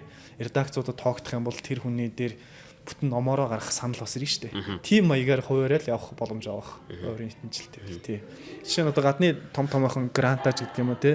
Пресс ревью ч гэдэг юм уу. Одоо тэрнээс доогоор нэр үнэтэй зөндөл сэтгүүл байгаа шүү дээ тий. Тэнгүүд тэр сэтгүүлүүд дээр өгүүлэг нь гараад эхлээд тий. Өгүүлэг нь үнэхээр таалагдаад байх юм бол тэр сэтгүүлийн хариуцсан редакц ч юм уу эсвэл өөр ингээд хэвлэлийн газрууд санал тавьж шүү дээ. Чамд арман байна уу? Манайх орчуулж гараа яаж гэдэг. Тим маягаар бас гарах боломж байгаа л үгтэй жоохон өөдрөг бодлоо тий. Гэтэ яг би яг ихтрүүлж яриад магадгүй нэг хингой айгаа од юм шүү яг тэр Европт. Галсангой номнууд айгүйх олоодаа гарсан. Герман хэлд уншигчдэр бол тэр ч одоо жирэн бадцсан юм шүү. Бүх номнууд нь герман хэл дээр гарцсан байлаа. Тэгээд өөрөө болох тэр германаар бичдэг хүн шууд германаар бичдэг болох тэр бас даваа таалаа л та тий. Тэгэхээр галсангой бол нэлээд сайн танигдсан. Тэгэхээр яг галсангой танигдсан сайн хэрэг. Галсангойтэй зэрэгцээд бас танигдчихсаа гэсэн хүмүүс зөндөл шүү дээ. Бол уран зохиолд. Тэ? Тэгсэн бол бүр л сайн хэрэг байх гэсэн. Тэгэхээр энэ чинь бас хэлний асуудал байгаад байхгүй. Галсангой бол өөрөө одоо ингээл яг мөнчгөрөөр л явж байгаа шүү дээ, тэ? Өөрөө зохиолоо бичээд ингээл гаргаал цаадах чинь жоохон үздэггүй байсан биз дээ. Ер нь бол жоохон тэрэтэйсэн биз дээ. Баг Германд баг амар алдартай болцсон байх. Сүүлд нь тэр хамяах тэр аянгат цагийн тууч юм бүр 80-аад оны сүүл мөлөөр хэвлж тэр нэг юуныхаа хороо моронд оруулсан юм шүү тий. Ямар сонин тий нэг одоо тэр нөгөө нэг Тарковский нэг юун дээр хальт эвгцэн байла. Би ч одоо бол Европт одоо Оросоос хамгийн алтартай нь би. Тэгсэн чи эн чи болохоор гарууд наваа ингээ үздэггүй ингээд тэрүүлээд тий ингээд нэг ганц кино их гэсэн биш нэг хитэн хальсны мөнгө харуулж мармлаад яалаа илээ нэ тэрэг л гомдлол юм дээр. Ер нь тийм тохиолдол зөндөл шүү дээ. Одоо жишээ нь манайха Япон ингээд хамгийн түрүүнд жам тийм санаанд орж. Япон тий Япон зохиолч нөгөө нэг хин одоо яг орчин үеэр ярих юм бол Мураками ягаа. Дээр үеэр нь ярих юм бол Сасуки Масуки химэн Акутагава юу юм ч гэдэг. Харин тийм Мураками жишээ нь Японоос хадлаад ер нь бичдэг юмуд нь жоохон Европ стил шүү дээ тий. Хүмүүсийнх нь хэм маяг, амьдралын хэм маяг ингээд сонсож байгаа хөгжим юм ч гэсэн Европ стил. Нөгөө Японд болох тэр хэнийг их шүтдэг тэр Нацуме Сасуки бүр дээр үйдгэл Башэ Кавабата гэх. Тэгээд Кавабатагаас илүүтэй Сасуки илүү яг юм. Осо Сасуки ч одоо Японы нацагт орж юм шүү. Яг ер нь тийм л дээ. Яг англи боловсрол эзэмшиж ирсэн. Тэгээд ирээд англиний багшаар ажиллах хажуугаар зохиол бичсэн. Тэднэрийгээ илүү шүтдэм билээ шүү дээ. Тэгэхээр эн чинь одоо хаан танигдах уу? Хин дуртай байх уу гэдэг сонголт байхгүй. Монголдоо ингээл од болол. Монголдоо уншигтай л явж болно. Тэр чинь хинч болохгүй гэсэн юм байхгүй шүү дээ. Өнөөдөр нэг уран зохиол бичдэг нөхөр байлаа гэхэд яг одоо жишээ нь барууныхны одоо нөгөө нэг сэтгэлгээг ч юм уу судалж байгаа. Яг нөхдүүдэд зориулж жишээ нь тийшээ чиглээд тийшээ сегментлээ жоохон ном бичснээ. Энд чинь хүн мэдхгүй. Тэгэхээр тэнд жишээ нь амар юу байх энэ төргээ тийм сонир. Мураками гэсэн юм шүүхгүй. Тэгвэл ингээд ном болгондоо ингээд муур оруулаад пянз амарчтай ингээд дөрүүдээ солиод жоохон ингээд Арманаас Ованы дүр үйл явдал болж байгаа газар мазраа солиод ингээд гяс биччих юм бол гайг болох үү. Гэхдээ ингээд зохиолчдын одоо нөгөө нэг ном нь ингээд бестселлер мэлэр ч юм уу ингээд тийм болж молонгууд бас нөгөө салбарынхны хүмүүс наа чин жоохон худ мод гэдэг нэг жоохон тэгэгддэг тал байна. Сүүлийн үед юм бол одоо Муракамига жоохон ийм бүүлсэн юмнууд айгүй их харагдаад их би зүгээр хараад. Мураками гэхдээ амар олон фэнтэй үстэй Монголд. Яг хуу фэнтэлтэй гэхдээ мэдгүй одоо ингээд юм бас жоохон сонирхож уншиж мушдаг нэг юм зохиол хүмүүс байгаа шүү дээ. Яг зөв Японы орон зохиол гэх юм бол би Муракамиас өмнө нэрлэх зөндөө олон хүн байгаа учраас би бол цаатгай чинь жоохон арагшин л нэрлэлээ. Тий. Гэхдээ яг бестселлерийн тухайд бол бас учирдагтай. Яг нэгдүгээрт нь бол хэдэн хувь зарагдсан бэ гэдгээр нь тухайн зохиолыг хэмжиж болохгүй. Тэр чинь бас зохиолын чанарт нөлөөлөх тоон үзүүлэлт нөлөөлөхгүй шүү дээ. Яг урлагийн бүтээл дээр бол тий. Жишээ нь хэдэн хувь зарагдсан гэдэг дээр одоо их зарагдахаар нэг тийм муу гэсэн тийм ойлголт бас байгаа. Бас тэгж болохгүй. Тэр чинь өрөөсөл байхгүй. Аюу сайн номнууд олон хувь зарагдсан тохиолдол бас байж болно шүү дээ. Сайн сонгодог бүр уран зохиолдоо тесрэлт болцсон ном олон хувь зарагдчих болно шүү дээ. Тэр бол нэг амар тийм өрөөсгөл бололт байхгүй. Шууд харж байгаа өрөөсгөл бололт байхгүй тий. Яг хөө зүгээр бестселлер мейнстрим зохиол гэхээр угаасаа нэг юм юу гэдгиймтэй нийтэд зориулчихсан. Араа илүү ингээд сонирхолтой байх талаа хит барьчихсан. Сэтгэлгээний хувьд хүнд юм үлдэх, хүнийг бодож тунгаах, хэрэгцүүлэх тийм их тал нь жоохон баг орчихсон тийм зохиолуудыг хэлээд идэх л тайгаасаа. Тий. Гэхдээ тэрэн донд ингээд үнэхээр сайн зохиолч явж байна шүү дээ. Тий. Энэ сайн мууч гэдэг юм уу эсвэл одоо юу гэдэг нийтийн болон одоо сэтгэлгээний тэр юм ялгаа байгаад шүү дээ тий. Одоо би тэр баясагч дээр яхад одоо тэр Америкт юуны ингээд үеэс ингээд ийм газ уншаад хүмүүс ингээд нойлын цаасан дээр бичдэг ингээд ийм амар адал явдлаа одоо аллага хитаа мэдээ энэ тийм үтчихдээ. Тэгээд энэ ялгаа яг хизэнээс ирнэ бий болсон юм. Одоо жишээ нь уран зохиолын түүх мөх гэдэг бичмэл юуны чинь түүхийг ингээд юу яагаад ингээд урагшлуулахар чинь за эхлээд ийм сохор үгэн ингэж байж байгаа л ингээл туйл хайлал мэл тэрийг хэдэн зуун жилийн дараа ч юм тэний нөхөр бичиж аваад тэгэл ингээ хэлбэр юу муугаа ингээл өөрчлөө шинэ ингээл юм өөрчлөл бүх цаг хүртэл байгаа шүү дээ. Бүр явдгуу туйлч хүртэл байж лээсэн байгаа шүү дээ. Тэр үед байгаа юу? Тий. Тэгэхээр чинь бүх цаг үед бахаа муу зохиолч бүх цаг үед өрчсөн, сайн зохиолч бүх цаг үед өрчсөн. Гэтэ яг олон зөөний ялгаал шүү дээ. Муу л илүү мэдээж олон байж таар шүү дээ. Тий. Сайн бүтээлүүд бол чи одоо жишээ нь муу бүтээлүүдийг нэрлэх юм бол хэдэн мянгаар нэрлэж болно. Сайн бүтээл гэх юм бол 10 20 100 ч юм уу тийм л байна. Тэгэхээр тэр юунууд дээр одоо ингээд уран зохиолын чинь түүхийг ингээд хэрэг харах юм бол ингээд за нэг төрлийн нэг юмнууд ингэж бичигдэж агаад тэнгуут ингээд юм солигдол өөрчлөгдөл тий одоо сэтгэлгэн ч юм уу эсвэл хэлбэр нь ч юм уу ингээд ийм өөрчлөлтүүд болоод идэв шүү дээ тий. Тэр өөрчлөлтүүд яг юунаас болж одоо гард юм бэ? Яг юу тэгж амар тэрийг дөргөөгөл гинт нэг юм хамгийн том нөлөөлөл бол цаг үеийн нөхцөл байдал шүү дээ. Жишээ нь одоо сэргэн мандалтын үеийн бол амар бадрангуй ингээл төсөөлөлтөө тий юмны гоё романтикаар ингээд төсөөлдөг тийм зохиолууд илүү гарч ирсэн юм чинь. Тэгэл жоохон ингээл цаг үеийн өөрчлөлт бол тэр нөгөө одоо ордны амьдралч гэдэг юм уу хаан засаглалууд унаал юм бол хувьсгалын үеийг өгүүлсэн юм зохиолууд гардаг ч юм уу тий. Тэнгүүл одоо модернизм, постмодернизм гэл уран зохиолууд постмодернист ингээд сэтгэлгээгнгүүт дэлхийн 2 дугаар дайны дараа илүү эрчимж хашиж байгаа хгүй. 2 дугаар дайны төгсөөл 2 дугаар дайны дараа постмодернизм гэдэг асуудал яригдчих эхэлж байгаа хгүй. Яагаад гэхээр дэлхийн 2 дугаар дайн гэдэг чинь үн төрлөختийн нөгөө итгэж найдажсэн бүх юмыг нь аваач оронгоор нэвлээ хийчих. Энэ бол нэг тийм амар том трама шүү дээ. Тэр трама байгаагүй бол өнөөдөр бид нэр Капкаг унших уу, Камег унших юм болно шүү дээ. Тэр төрөх байсан уу, Достоевский төрөх үү гэдэг ч юм уу тий. Тэгээ ингээд энэ нийгэм гарч байгаа аюул олон Достоевскийн тэр агуу арманууд ч гэсэн яг цаг үетэйг холбоотой шүү дээ. Достоевский тэр нөгөө баригдаад Петрашевскийн дугууланд цааш яг нэг яг буу тулгуулж агаад за боллоо гэдэг. Яг цаазаар авах гээд толгойд нь томпоо өгүүлсэн байж байгаад тэгээд тушаал эрэнгүүтээ цааслага болоод Сибирь цөлөгтэй болчих шүү дээ. Тэр травмаг авсан учраас Достоевскийн тэр тархинд гарсан өөрчлөлтийн улмаас юу бичсэн гэж хүртэл судлаачд үздэг судлаачд байгаа шүү дээ. Тэр агуу зохиолоод бичсэн. Тэгээ хашир чинь нөгөө дээр нь Морито тоглодог. Морито тоглоомынхаа өрийг дарах энэ тулд сэтгүүлтэй очиод гэрээ хийдэг. Тэгээд тэр мөнгө аваад идсэн тоглолцсон. Тэгээд тэрийг бичгийн тулд маш хурдан бичих шаардлагатай. Нөгөө нэг юм бичээж байн ажиллаулдаг. Тэгээ орж ирээл нэг хэдэн үг хэлчихэл гараа авчихдаг. Нөгөөдгийн бичээл сэтгүүл рүү явуулаад хэвлэгчээдэг. Тим эрчмээр бичигдсэн. Тэр нь хүртэл зохиолууд дээр нь ажиллаж байгаа шүү дээ. Маш юм нуршуу бөөд амар газ хамаагүй бичсэн юм шиг юм өрнөлттэй шүү дээ зохиолууд нь. Нэг тийм найруулга талаас жоохон ажиллаагүй юм шиг юм анзаардаг тийм өрнөлттэй. Хүмүүс ер нь яг Достоевский юм да гэж төвчж уншно гэхээс цааш нь хайчмаар тийм хэцүү зохиолууд шүү дээ. Тэрнтэй нь холбоотой ч. Тэр зохиол бичих тэр зохиолд нь бас нөлөөсөн тэр сэтгэлгээнд нь нөлөөсөн юм чинь тэр л хувьсгал.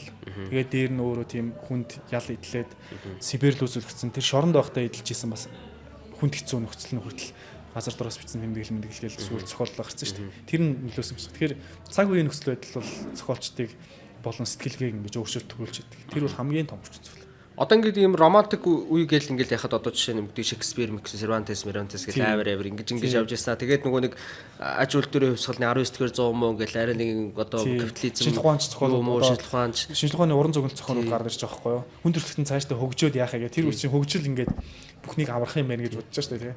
Тэгмээ шинжлэх ухааны илүү уран зөгнөлт зохиолууд гарч ирээл. Тэр одоо нөгөө нэг бидний бүр жоохондоо уншдаг гэсэн тэр 20 мянган бээр мэр чи ер нь бол тэрний тусгал үстэй ер нь тэгэл цаашдаа явангуул дайм мэн болоод нөө зэр зэвсэг мэвсэг тэгэл явчихсан шүү дээ. Тэгээ хоёрдугаар дайнгаар одоо тэгвэл тэр үеийн чинь ингээд яг нэг юм үе багцад хамааруулаад тэгээд ямар нэгэн изм гэж нэрлээд байх шиг байгаа. Одоо романтизм ч гэдэг юм уу, модернизм ч гэдэг юм уу. За тэрний дараагийнх нь бол постмодернизм гэж. Одоо уран зохиолч нь яг ямар үе дээрээ явж байгаа тий? Яг тэр нэг тийм үе бидэрт байгаа мó. Тэгээд тэрнийх нь одоо шок нь тий тэр нөгөө цаг үеийн өөрчлөлт гэж байгаа шүү дээ тий. Тэр чинь юу болж байгаа? Яг одоо энэ уран зохиолын ертөнцид тэр нэг хамгийн үзээтэй юм ирнэ болж байгаа. Товчноор бол бид нэр постмодернизм гэдэг явж уран зохиол бол постмодернизм. Тэгэхээр нөгөө хоёрдугаар дайны дараах дээр л яваад байгаа гэсэн үг үү? Тий, одоо хоёрдугаар дайны дараа чи постмодернизм. Тэгээд ер нь 2010-ад оноос хойш постмодернизм гэж нэрлэдэг байгаа шээ. Аха. Тэгээд яг орчин үеийн уран зохиол дээр бол хамгийн их одоо яригдж байгаа сэдв ч юм уу. Хүн өөрөө яг амьдралыг ингээд мэдрээд бодитоор мэдэрч амьдрах боломжтой юм уу гэдэг асуудал. Одоо бидний амьдралыг хуваалцаж байгаа зөндөө олон зүйл гараад ирж байгаа сошиал. AI. Тэгэл одоо капиталист хөгжлүүд. Ямар нэг юм хүн яг өөрийнхөө бодитоор амьдрч чадж гин үгүй юу? Эсвэл дэлхийд дээр төрхөд нь дэлхийд дээр байсан бусад зүйлийн нөлөөгөөр амьдралаа бүтээгч гин үү? Тэгэхээр бидний амьдрал чинь бидний гарт байгаа юм уу? Өөр юмны гарт байгаа юм уу жишээ нь. Тэгсэн сошиалаар өдөртүүлээд амьдарч байгаа хүмүүс зөндөл байгаа шүү дээ. Тэр нь бүр донтцсон гэдэг. Хандлтын төлөө амьдарч байгаа юм. Би Эсвэл одоо жишээ нь үгдгийг сошиал дээрээс ямар нэг юм хараад яг тэрэн шиг байх гэж хичээж амьдарч байгаа юм байж болно тий. Гэдэг ч юм уу. Ингээд хүний амьдрал гэдэг өөрийнх нь гарт байна уу байхгүй юу гэдэг асуудал. Тийм учраас сүүлийн үед бол нөгөө уран зөгнөлт зохиолууд нэлийн хийгээд сэргэж эхэлж байлаа. Ирээдүйг ямар байх юм бэ гэдэг тухай. Дистопия зохиолууд гэсэн. Жишээ нь бид нар ирээдүйд яг юу болж хувирах вэ гэдгийг ингээд зөвгөнцсөн. Тийм зохиолууд нэлийн гарч эхэлж байна. Эсвэл сэтгэл зүйн асуудлын бас нэлийн юу болоод байгаа шиг байна. Сэтгэл зүйн дөрүүдэн сэтгэл зүйн асуудалтай зохиолууд бас нэлийн гарч эхэлж байгаа. Тэгэхээр нөгөө өнөөдрийн амьдарч байгаа цаг үеэ дагаал тэр зохиолч гэсэн тэр нийгэмд амьдарч байгаа шүү дээ.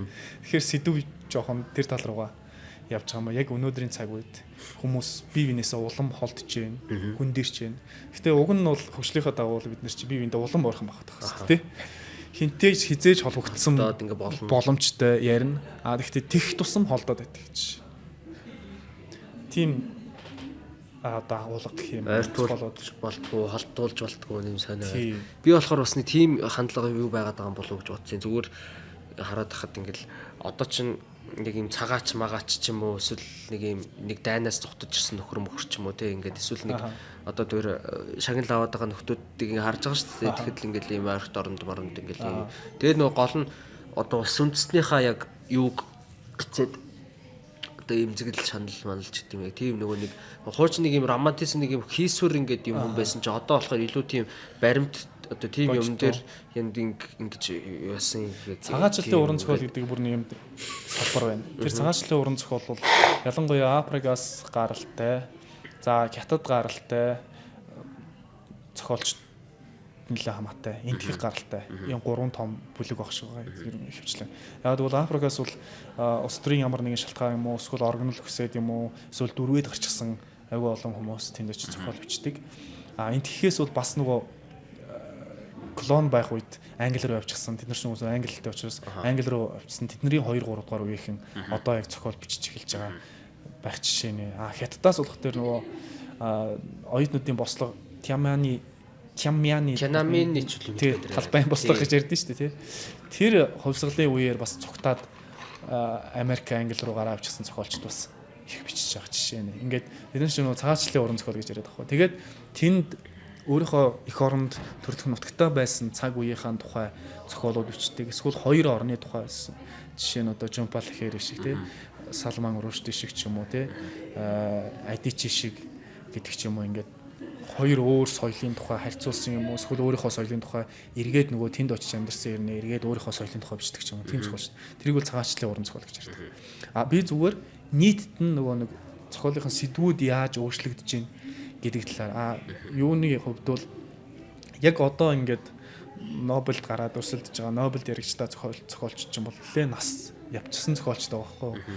Одоо жишээ нь өнгөрсөн жилийн чил бараг 80 төгсөж авсан баг. Хамгийн залуу бараг сүүлийн үеийнхээс л хангаан болчихж байгаа шүү дээ. Тэгэхээр чи дандаа 60 70 80 ер нь 70 80 нас хүрч ижил Нобель аваад байгаа байхгүй. Яг орчин үеийнхэн гэх юм бол би нөгөө 30-тэй 40-тэй зохиолчдын үеийнхнийгаа яриад байгаа. Тийм үеийнхээ яриад байгаа. Зүгээр тэрийг бүгдийн нөгөөсөө уншиж амжчихгүй чадахчгүй. Тэгээд ерөнхийдөө нийтлэг ингээд гарч байгаа номуудын ингээд ревю юуг нь харангуут тийм байгаа байхгүй. Шалом машин гэдэг ч юм уу тий. Ер нь л яг орчин үеийн нийгмийн асуудлуудыг ингээд бичдэг. Хүмүүсийн хоорондын харилцаа, хүмүүс яаж ингээд ойр байгаад байгаа хэрнээ бие биенээсээ хөндөрч ингээд ганцаардж байгаа тухай ч гэдэг юм уу тий. Яаж нөгөө бие хүн байх, яг өөрийнхөө амьдрах гэдэг тэр юм алдчихж байгаа тухай ч гэдэг юм. Асар олон зүйл биднэрт ингээд нөлөөлж байна гэдэг тухай ч юм уу. Ерөнхийдөө тиймэрхүү сэдв яриад байгаа. Яг хөө тэр нөгөө нэг улс үндэснийхээ өмнөөс бичнэ гэдэг бол тэгэл нэгэнт л би зохиол бичвэл Монголын тухай бичсэн шүү дээ. Би Африкийн тухай юу ч мэдэхгүй чи юу бичгээ те. Тэгэхээр яалтчгүй л нөгөө тухайн хүн зохиол бичнэ гэдэг маань тэрний цаана улс үндэснийхээ өмнөөс өгүүлж яадаг, ард түмнийхээ өмнөөс өгүүлж яадаг. Тийм учраас ард түмэн гэдэг чи явж эцсээ нэг юм хөндлөө байгаа шүү дээ гэж байна. Амар тодорхойлохоос илүүтэй зүгээр л нэг баяртай нэг зовлон шаналтай хүмүүс олон хүн л байхгүй. Нэг дундын нэг юм аз жаргалтай, дундын нэг зовлон шаналтай.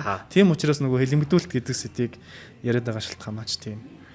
Бид нар чинь бидний дундын л зовлон шанал байхгүй. Тэрнээс Амигийн өвөө нь хэлэмгдсэн гэлээ. Минийх бол хэлэмгдээгүй шүү дээ. Наад тамаагүй шүү дээ гэж болохгүй шүү дээ. Тэр чинь ард түмний юм шарах байхгүй болчихсон. Тэгэхээр нийтдээ эдэлсэн тэр шарахыг л буцаж маажиж хөндөжөөж бид нар тэрийг санаж явахгүй бол тэгэл мартчих юм бол тэгэл бас хэцүү шүү дээ тий. Түүхийн ном бол ингээд энэ үед ийм болсон гэлээ тэр үед тийм болсон гэлээ пад гэдэг ингээд яг он цагийн дараалт нь оруулаад ингээд баримтуудыг ингээд гаргаад одоо юу гэдэг ингээд ишлээд энэ төр гэдэг явчихж байгаа. Тэгээд яг уран зохиолын чи яг одоо яг энэ бас амар тэнэг асуулт танаас салбарынханд аюу хэрдэг юм төвөгтөд ирээдүйн асуудал байх л та. Тэгэхдээ одоо нэгэн тэн сэдвэр 90 зүгээр одоо эцсийн зорилго гэж ярина байдгүй. Яг нөгөө мөн чанар нь одоо юундаа байдгүй ч юм уу. Эсвэл ингээд тэр цаг үеийнхаа нөлөөлөлт автангуудаа юм бичээд ингээд тэрийгэ зүгээр ингээд гаргаад байгаа юм уу? Эсвэл тэр бичиж байгаа хүмүүс нь зөрүүлж тэр цаг үедээ нөлөөлөх ингээд боломжтой юм уу? Ер нь эсвэл тэрийг хүн одоо уншихыг одоо хэрэг юу байгаа ч гэдэг. Энэ бүр амар сонин төвөгтэй асуудал заяа одоо. Яг би яг ер нь юу асуух гэж байгаагаа ч мэдэхгүй байна ер нь бол. Тэгээд чи зүгээр мэдрэмжээрээ л хариул. Тэгээ одоо жишээд одоо юу гэдэг ингээл юу гэдэг лээ. Балерина Капучино гэл нэг юм сонин брэйн рот бичлэгнүүд яваал заяа. Тэрийг одоо жишээ манай дүү мөө ингээл TikTok-ээр битүү ухаж байгаа заяа. Одоо тэгэхээр та чинь болов ийм багтаа жишээ нь уцсгүй байж байгаа том болоо уцтай болсон ч юм уу те. Ингээ багтаа бол та хэдийн жишээ нь тэр бид хэд рил гүйлгэж Facebook сошиал ухаж байгаа шиг та хэдийн тэр гаж донгоо харах хангадаг хэрэгсэл чинь магадгүй ном унших тэр нь арай жоохон гайгүй юу байж таарад. Одоо жишээ хүмүүс анхаарал төвлөрөх нь багассан энэ дэр. Тэгээд ер нь энэ юуны үе чинь энэ уран зохиолын үе ингээд ер нь дуусах тийшээ хандж байгаа юм шүү. Нэгдүгээр асуулт. Тэ? Дээрэс нь хизээ би яг хов сонсон яг нарийн ширээний мэдээгүй тэр Японы нэг шагнал авсан хүүхэн бас ингээд за би ингээд AI-аар жоохон юм бас бичүүлсэн юм аа тэгээд жоохон үндэ уулаасан байлээ. Энэ ингээд танаа салбар юуны энэ төгсгөл юм уу эсвэл энд ингээд тасан цогцоод урагшлах юм уу? Ер нь зүгээр чиний мэдрэмж тэр тухай. Ер нь хоёр асуулт асуусан шүү. Би айгүй муухай нуршчлаа гэхдээ уусаа. За эхнийх нь асуултан дээр болох дээр одоо жишээ нь миний номоор жишээлж ярих юм бол түүхэд бол ганц л үнэн байгаа шүү дээ. Түүх бичлэгч яах юм? Нэг цорын ганц үннийг л тогтоохын тулд баримтсэлт юм хайгаа яваад байгаа шүү дээ. Тэгээд нэг үнэн дээр л очин, нэг л үнэн дээр байх хэрэгтэй. Уран зохиол бол айгүй олон үнэнтэй. Миний итгэж үнэмшиж байгаа үннийг чи дахгүй ч гэж болно. Жишээ нь миний бичсэн байгаа ямиг чи өөр талаас нь ч харж болно шүү дээ. Тэр цаазаар авсан яргалаад байсан хүмүүсийн зүв байсан юм ач гэж харж болох байхгүй. Уран зохиол бол юмыг 10 талаас нь харна л гэсэн үг байхгүй. Түүхээс ялгаатай түүх бол нэг л үнэн дээр очиж шүү дээ. Бодит болсон явдал нь ийм байсан юм а гэдэг нэг л үнэн дээр очиж. Уран зохиол бол цорын ганц үнэн рүү явахгүй. Хажуугаар нь ингээл үннүүдийг тал талаас нь хараад яваад гэсэн. Ер нь товчхоноор бол яг юм ялгаа нь бол. Яг хөө зүгээр уран зохиолыг хүн яагаад уншаад байдгийг ихтэй минийхаар хамгийн товчтой бол хүн байгаагаа мэдрэхийн тулд уншдаг. Хүн байгаагаа мэдрэхийн тулд амьд явж байгаа. Идэж уух, унтаж хэвтэх те нөхөн үржих өдөр хоногийг өнгөрүүлэх зугаацах наргих юмыг бол бүх амьд бит хийж чадна шүү дээ. Уус ногоо хүртэл зугаацч чадна шүү дээ те. Уус ногоо хүртэл урган нөхөн төлж чадна. Бүх амьд биетүүд яг энэ амьд организм хийдэг юмыг хийж чадна. Хүн юугаараа ялгаатай ихтэй сэтгэлийн тэр олон хөдөлтөд байхгүй юу? Тэрийгэ удирдаад амьдрал дээр бодитоор амьдарч байгаагаа мэдэрч чаддаг. Энэ дээр өөрөө сэтгэл санааны хувьд баярлах, гунах маш олон янзын хөдөлтүүдийг мэдэрч чадж байгаа.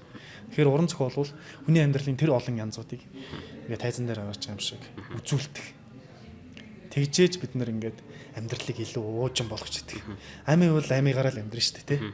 Гэхдээ чи жишээ нь Насаг дөржийн амьдралаар юм уу, Кафкагийн хорхооны амьдралаар амьдарч болох байхгүй. Уран зохиолыг уншаад.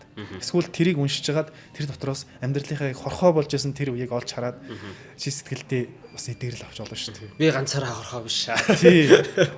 Үу томон хорхоо. Угсаа хүний амьдрал чи юм хорхооны амьдрал юм биш үү гэж харж болно шүү дээ, тий. Эсвэл би ийм болчоогүйдээ баярлаж болно шүү дээ. Тэгэхээр хүн нисээд нэг дунджаар Монгол улсын хүн амын дундаж насалж байгаа тэйдээ 70 хүрсэн үгүй өөрөө. Тийм л байгаа шүү дээ, тий. Тэгэхээр бид нар магадгүй 70 жил амьдралаа гэхэд уран зохиолоор бол араж хурцсаад 100 жил амьдарчих тийм сэтгэлийнхээ хувь сэтгэлгээний хувьд тэгж жоохон амьдралыг юм өргөн болгож шүү дээ. Тийм учраас бид нар бүр бараг хааны зураг зурхаас эхлээл уран зохиолтой зурлалцсан шүү дээ, тий. Уг нь байхгүй бол байхгүй ч болохоор шүү дээ. Хин нэгний битсэн юм болоо юм өвчтэй солиотой юм шиг юмыг уншаад тэгээ цаг гаргаад тэн ингээд төсөөлөө сууж ийн гэдэг чинь айгу сонин асуудал واخгүй. Гэхдээ өнөөдөр ч байгаа хэдэн зуун жилийн дараач байна. Ягаад гэвэл хүн төрөлхтөнд байсан цагт уран зохиол мөхгүй баха. Зүгээр AI-тай холбоотой асуудал дээр бол тийм асуудал зөндөө гарч байгаа. Алдартай гасан тэр Японы бүр Акутагавагийн шагнал авцсан зохиолч шүү дээ. Тэгээ тэрнийхээ дараа бол би нэг 5 орчим хувийн чөлөө битсэн юм аа. Тэр 50% өчөөсөн мэдэхгүй шүү дээ, тий. Ингэх тусам нөгөө original сэтгэлгээ яг зохиолчийн үндсэн суурь сэтгэлгээ яг зохиолчоос авсан бодит зохиол гэдэг юмний чинь үндсэн улам дагаад өсөх байхгүй. Яаж ч маш сонирхолтой зохиол бичсэн, яаж ч одоо AI-ыг ашигласан тийм классик юм бичиж чадахгүй байна. Тэнгүүт явандаа бол яг хоо AI-аар бичсэн тийм жанр гарч ирж магадгүй миний бодлоор бол AI-аар бичдэг жанр. AI-аар бичээд хин сайн засаад ингээд зохиол явах гэж. Гэхдээ энэний AI-тай чинь зэрэгцээд оригинал сэтгэлгээ буюу суур одоо юу гэдгийг бодит амьд тийм сэтгэлгээ гэдэг юм чи илүү үнцэнтэй болоод байгаа байхгүй жишээ. Гэтэ хуурамч бараа яагаад их гарах тусам оригинал барааны үнэт чанар нь илүү өсдөг үстэй тийм. Яг тэрнтэй л адилхан шүү дээ. iPhone-ыг хуурамчаар үйлдвэрлээл бол iPhone оригинал хүн авахыг хүснэ. Хязгаарч хуурамчийг мөрөөдөхгүй шүү дээ. Яг тэрнтэй л адилхан байхгүй. Тэгээ хуурамч юм ясан одоо гэдгийг хуурамч хуулбарлсан юм их болох тусам оригиналын үнц нь өсч лээдэг. Тим хөөлтэй юм чинь тэгээд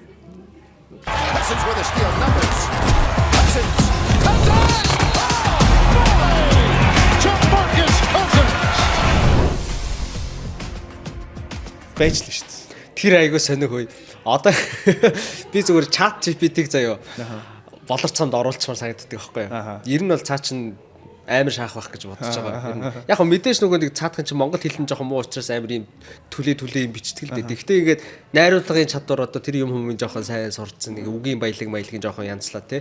Тэгээ заа нэг ийм сэдвэр ийм шүлэг гусаатхаа. Манай юунуудаас бол бүгднгээс нь илүү бичгэр юм бэлээ. Ер нь бол. Тэгээ чи гоё уншиж чадахгүй бас тэгээ гоё унших хэрэгтэй. Гоё унших хэрэгтэй шүү дээ. Гоё юм уу юм гоё оолоо тий. Гэхдээ ер нь тэгээд сонин дээрээтэй юм да. Тэгээд сони яг мэдээж тэгвэл ингээд хүн байгаагаа мэдрэхийн тулд уншина гэж жишээ нь ингээд ярьж байна. Бид нар яг ямар үед хүн байгаагаа мэдрэх шаардлага гарах вэ гэж. За яг би зүгээр төсөөлөлтөө ингээд заримдаа бол надад ингээд хамгийн анх би ингээд нэг уран зохиол сонирхож үзэж мэдчихсэн маань яг миний бас нэг өсвөр насны эмо үед таарчсан байхгүй. Тэр эмо үед маань юу арьс өрөнтэй Мадонна гэдэг ном дөнгөж гарч ирсэн. Дөнгөж гараад тэрний нэг юм ишлэлүүд Facebook чиний өсвөр нас чи хизээ өнгөрсөн юм бэ? Би 2003 онд төрсөн. Тэр чи 19 онд яг анх тэрийг уншиж 16 онд. Яасан намайг явс хөгшин царайтай гэж би өчтөр төрсөн өдөр 23 хүрлээ гэсэн чинь хүмүүс дахиад нөгөө 33 44 би ч юм тийш тоглоод юм гэж бодсон шүү дээ. Энэ нэрээ тоглоод юм гэж бодсон. За энэ ярьжсэн юм аа үүсэлээ гэж. Тэгээ тэнгуучин би яг нэг тийм сонин өөрийгөө амар юм лүүзер шиг өөрийгөө амар ац гэдгээ мэдэрчсэн үедээ хамгийн анх тэрийг сансаргүй ингээд фэйсбүүкээр үнэхээр нэг юм эмо ишлүүд нь ингээд тагараад идэг заяа. Тэгээд анх ингээд жишээ нь олж уушихгүй. Тэгээ уншаа дараа нь тэр нэг Норвегийн эмо гэдэг ингээд гэсэн чинь Норвегийн гэсэн чинь тэн дээр нь дахиад нэг өөр номнуудын нэрмэр гарч мараад тэр нь одоо яад юм болно тэр ухаад түүхэд нэг тэгээ явжсэн. Тэгээ тэгэхэд чинь нэг юм зөрчил байгаа заяа. Одоо уран зохиол бол одоо юу гэдэг хүний мөн чанарыг ингэдэг тэгдэг ухдаг төгтөг одоо яг унших юм бол ингээд бүгд ингээд юу гэдэг хүн ингээд амьдралыг одоо хүний оршихуйг хорвоо ертөнцийг арай нэг өргөнөөр харна ингээд ийм бүх зүйл чинь ингээд зүгээр л нэг юм аагаас бээрөө эсвэл нэг дээр нэмэх нэг биш юм биш үү гэдэг нэг тийм юм сунаад нэг цороод тархиных метр ч гэдэг. Тэгээд тэр талаараа ингээд айгүй нийтийнх байх хэрэгтэй юм шиг. Тэгэхэд яг тэр юурууч хөтэлдэг одоо тэр нэг юм сайн зохиол мохиол гэдэгт ордог тэр классик гэл ингээл шилдэг 100 муу гэл юу чи хүн уншихын одоо аргагүй ч гэдэг юм уу те амар бас ингээл юм төвхтэй хүнд ядаргаатай ингээ тийм байгаад дадсан шүү дээ. Тэгээ одоо хүн болгоныг ингээд амьдралдаа тийм ац болсон уул ингээд уншдаг хүнийх нь тоо нэмэгдэх юм бол тэр нийгэм чи арай бас хэрэгтэй арай хайтайхан гайгүй болно үздэг шүү дээ. Тэгснэ ингээд тэр хүмүүсийг бүгдийг ингээ ац царайлахын хүлээх үү эсвэл ингээд ямар ч юм те. Яг эсвэл тэрийг нэмэгдүүлэх арга марга байна уу? Ер нь эсвэл зүгээр ингэ зөнд нь хайчих хэвээр юм яах. За уушлаар бас жоо тэнийг юм бассан. Тэр чинь одоо тэгээд шаардаад шаардлагагүй шүү дээ. Зүгээр яг нэг юм нь бол зарчим нь бол чи чинь арьс өрөмтэй Мадоннаг уншлах гэхэд дараа нь Орхон Памuk уншаад Орхон Pamuk уншсаа дараа юу гэдгийг өөр зохиолчд ингээд цаашаа явж болно шүү дээ. Тэгээ хөөгөөд чи сая хөөгөө явсан гэдэг шиг тэгжэл хүн нөгөө уран зохиол татагдаж юу гэдэг хэрэг унших сонирхолтой бол унших сонирхолгүй л тэгэл нэг ном уншаал тэгэл хайчаал өөр юм ийгэл явна үст тий.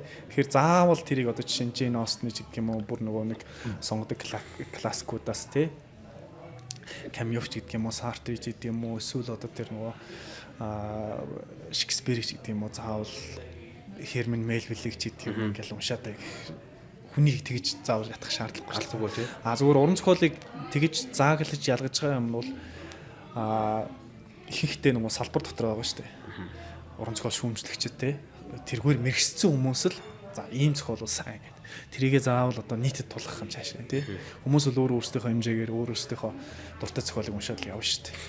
Тэгээд тэр бол жоохон өрөөсгөл. Одоо би чамайг загнаад тийм зохиол унш гэдэг бол сонирхол үсттэй тий. Гөө загнах нь аашаа. Яг зүгээр санал болгож би зүгээр боддог байхгүй юу. Одоо жишээ нь ингээд ийм салбарын хүмүүстэй одоо ярьж мэрдэг ч юм уу эсвэл та хэд ингээд бичиж байгаа байдлаа харж тий. Ер нь л их тийм амар сонирм нэг хүний сонирхол би зүгээр ингэж бодсон байхгүй юу. Одоо за жишээ нь би ингээд нэг хэвлэн нийтлэх газрын хүн байлаа гэж бодъё. Одоо тэн дээр Бимнэм гэдэг хүн зохиол бичээд манайхаар дамжаад гаргацсан. Одоо би тэрийг ингээд зарах хэвээр. Тэр нөхрийн зохиол бол нэг тийм амар адал явдал хүүхэн шуухан арх тамхи секс гоё сэдв ерөөсөө юу ч байхгүй тий. Гэтэ би тэрийг ингээд зарах хэрэгтэй шүү дээ fucking. Яах вэ? Тэр үед ингээд хүмүүс ингээд бараагаа зарахтаа жишээ нь ямар арга хэрглэж чинь яг тэрийгээр жишээ нь дамжаа би зүгээр юу гэж бодсон бэхээр нэг юм амар шуугаан тарьж мэрдэг ч юм уу тий. Жишээ нь ингээд тандар дуу гаргасан чи оройгоос өмнө ч гэдэг юм уу ингээд ерэн зүгээр нийтийн хүмүүсийн нэг нийтлэг нэг тим юмтай нөгөө нэг юм жоохон хүнд одоо гүнзгий агуулга ч юм уу нэг юм энэ хоёр ингэж холж мэлж болтгүй. Ийг нь тэгж одоо төр нөлөөлж болтгүй юм багтаа л гэж зүгээр гайхаад Тийм тохиолдол гэхдээ цөөхөн баха. Би зүгээр яг төсөө одоо манай Facebook-ийн лайв хийдэг нэг юм бараа зардаг гişнэр байдаг штэ. За манайхаа бүгдээрээ энэ маань өстэй ингээд чамайг тураагаад өстэй ийм ч гоё амттай тийм ч амин димтэй гэл ингээд нэг юм рандом бүтээгдэхүүн иркламж байгаа штэ тий. Яг ингээд нэг юм уран зохиолын номыг яг ингээд нэг тийм Facebook-ийн нэг юм 40-тэй нэг бүдүү ихч гарч ирсэн нүүдгээ амар тэгж рекламдуул жишээ нэг яах болмол гэх гажиг. За манайхаа энэ ном баал бол ерөөсөө ингээд айгүй тийм гоё ном. Тэгэхгүй яг нөгөө салбарын хүмүүс ярихаар ингээд за энэ номны одоо ерөхийн ингээд ийм тавьж байгаа асуулт бол ерөөсөө энэ хүнийг гэдгээ шатчингууд нөгөө нэг юм яг мэдхгүй бол ингээд уйтгар унтуулаа шатж байгаа байхгүй ингээд. Одоо жишээ нь тэр нөгөө гарчиг гэд юу гарсан шүү дээ. Тэн дээр уул нь ядаж нөгөө номны тухай ярихаас өмнө эхлээд нэг юм товчхон танилцуулга явчих болоогүй байх та гэж би чинь бодсон байхгүй ингээд за зохиолч нь тэдэн төрсөн гэсэн ерөхийн нэг үйл явдлын юм гардаг шүү. Тийм ерөөсөө юу ч байхгүй дүн шууд нөгөө хөтлөгч нь аюурах тэгэл нөгөө зочдтойгоо та бас нэг орцсон байсан шүү дээ. Ингээл юу байж магаал ингээл. Тэгэхээр тиймэрхүү тохиолдолд ер нь тэгээд байхгүй гэдэг чинь боломжгүй гэсэн үг үү? Одоо тэгтээ хүмүүс хийж байгаа хаа. Би л зөвхөн Instagram дээр гадны юм хувь юм блогеруудыг агиух дагдаг байхгүй. Тэд нэр л бүр халддаг байхгүй. Амар фан хийдэг. Тэг ингээд зарим нь бүр ямар ч үг хэлэхгүйгээр номын ревю хийдэг заяа. Тэгээ номоо ингээд хууцсан ингэж гад энэ хэсэг нь өстэй авах юмгүй гээд. Тэгэл дундлын хэсгэн дээр нь болохтай инээдэг ч юм уу те. Энэ бол өстэй амар гоё. Төсгөлийн хэсэг нь ингээд шууд шидчихдэг ч юм уу. Silent review хийдэг ч гэдэг юм уу. Янз бүрээр хийдэг байхгүй. Тэгэхээр тийм хүмүүс гарч ирэх байхаа. Заавал бараа зарж гад ном бариад байх юм шүү дээ. Тийм хүмүүс ер нь гарч байгаа. Энэ зөвхөн тесрэг. Одоо чиний игээд байгаа нөгөө нэг юм товч ревю байгаа шүү дээ, тий. Харин би яг амхандаа тэгээд өөр өөрсдийнхөө рол хийж тар чинь тэгэл өөр өөрсдийнхөө чаддаг ингээд юугаараа хэлбэрээр хийгээл явал хөгжих бах. Чиний хэлж байгаа бол яг манай салбарын яг тийм маркетинг тал дээр бол жоохон хэцүү байгаа шүү дээ, тий. Бүгд л айгу ингээл унтааштай суужгаад ярьчин тэрийг одоо хэдэн ч юм сонсгоо тий. Тэгэхээр номын дэлгүүр болон хэвлэлийн газруудын маркетинг дээр тийм юмд орж ирэх байлгүй. Орж ирээсэй гэж бодсон шүү дээ. Харин тэгээд тэр чинь өөрөөсөө тэрийг жоохон таниулах ингээд юм яахгүй бол тэгэл арилын болгон хүний мөн чанар юмд найдаал цаг хугацаанд орхиол тэгэл нөгөө нэг хавцсан уранхай номын 50-т тоосон дарагдсан юу гэдэг. Одоо бол яг тэгэл дараа дахиад 50 жилийн дараа ч юм уу хин нэгэн дахин нэг бямб нэм гарч ирэл дахиад нэг цаг хугацаа хэлэн бичих гэл нөгөөдх нь бүгдийг хайгаал ингээл ухч мухаал айгу нэг нэгэндээ тэгж яхаар нэг хөдөлмөрийн дараагийн үеийнхэнтэй хөдөлмөрийн жоохон хөнгөчлөх хэрэгтэй шүү. Тийм нүд гарах байхаа. Ер нь болцсон хитэрсэн яваад байгаа тий. За ер нь юу атсан байгаа юм бэ?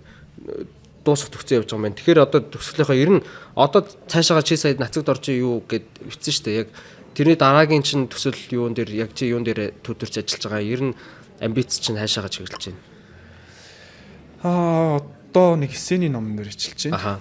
Би ч ер нь хэвлэлийн газар тэгээд хүүхдийн номон дээр нөлөөлөх ажиллаж шүү дээ. Хүүхдийн ном. Урга гэдэг нэг хэвлэлийн газар. Хүүхдийн номнууд дээр нэлээд хүүхдийн номнууд дээр ажиллаж байгаа. Өөрөө гарах болон бусад хүмүүсийн одоо захиалгаар их юм уу зохиол бичиж хүүхдийн ном хийж байгаа. Тэгээ хүүхдийн номтой нэлээд оролцдог сонирхол төрөлөө. Тэгээ сүүлд тэр сонирхлоод агаад манга комик тал руугаа нэлээд сонирхолтой болсон. Комик зохиол бичиж сурч байгаа. Одоо нэг 2-3 зохиол биччихэд сураа явж байна. Яг одоо өөрийн ажиллаж байгаа юм бол эссений номон дээр ажиллаж байгаа. Хавард сүнхэд гаргаж байгаа л гэж бодож байна. Тэгээ тэрний дараа нэг яг бүрэн хэмжээний 100% одоо фикшн арман дээр ажиллах санаа байгаа.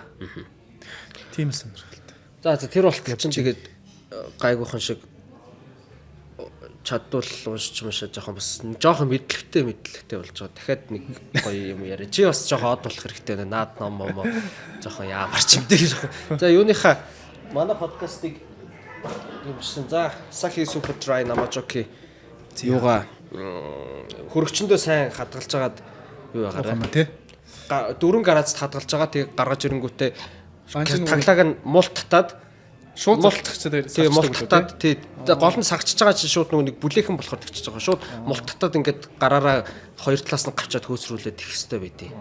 Тэгээд Monjus компани ара брэнд ус ундаа би нөгөө нэг өдөр болгоно нэг уугаад байдаг штэ тэр шүү заяа. Тэгээд энэ юу уул нь эндээ би хоёрыг авчираад нэгийг ширээн дээрээ тавиад нэгийг явах хэвээр чи номоо мартцсан би цэнийг мартцсан. Цэнийг Монс Витас Цэник чинь бүр тий баг шүү шүү дээ тий. Тий өөр нь бол угаасаа наа чи гуруулаа. Тэгэл ер нь нэг юм шингэн хүнсээр зодсон л подкаст болж чинь да. Юу би ихтэй чамаар төгсгөлийн үг хэлүүлж чадах уугүй чинь. За Тий одоо мэдгүй яах вэ чи ингээл өөрийнхөө үзэл бодол ингээл хүмүүс нэг хэн таанд шилмэр юм байдаг мэдгүй уран зохиол уншаараа ч юм уу битээ уншаараа ч юм уу энэ ийм нэг юм хэлмээр байдаг л эсвэл одоо юу гэдэг ер нь зочноор нь хэлүүлчихвэл амар юм л. Тэгэхээр би өөрөө хэлэх хэрэг амар сонь цаад. Өөрөөсөө ер нь би өөрөөсөө аягүй их гэрэнжилж байгаа юм шүү дээ. Өсөө зохиолч юм байна да, уран зохиол юм байна да. За яг уран зохиолыг унш гэж тулахын цаашаа. Тэгтээ нөгөө хүний амьдрал чи явж хамгийн сайн сайхан руу тэмүүлж байгаа шүү дээ. Хинч муу болчи одоо байгаас муутчи гэж юусоо өглөөс ирдэггүй шүү дээ. Сайн сайхан ингээл ямар ч урагшаад өөдлөөл явж байгаасаа гэж боддог шүү дээ. Тэгэхээр хамгийн одоо сайхан номнуудыг, сайхан номнуудыг олж уншаарай. Аха. Гэж. Гой шүү те. Уул нь тэр чин тэгээд цаана амир нарийн гүнзгий юм байгаа боловч ингээ наана бол тэр чин зүгээр л нэг юм гой хоол идэхээр гой идэх шиг тэр чин зүгээр л таашаал авах зүгээр л юм хэрэглээ биз дээ. Харин тийг бол зовлон болгоод эсвэл ингээд сайн жоохон ухаантай тэр мөрөнтэй бол ямар ч падлын байхгүй тэр чин тэгэл зүгээр л одоо ийм зүгээр энгийн юм уу. Өөртөө таашаалтай ном олох байхгүй. Аха. Яс заавал би одоо тэрийг уншаасаа гэдэг. Тэрийг уншаарай гэдэг. Тэгээд ахын хайшин тий. За ямар ч тач тэгвэл юу урилга хүлээж авч оролцсонд баярлалаа. Тэгээд дараагийнх нь ном судар бичиг элдв янзын ажилтнанд бүгдэнд нь амжилт хүсье. Энэ хүртэл сонссон андуудаа баярлалаа. Аз жаргал хүсье. Дууслаа тий. Ингээд дуусгачих. Тэгээд аз жаргал хүсье гэж.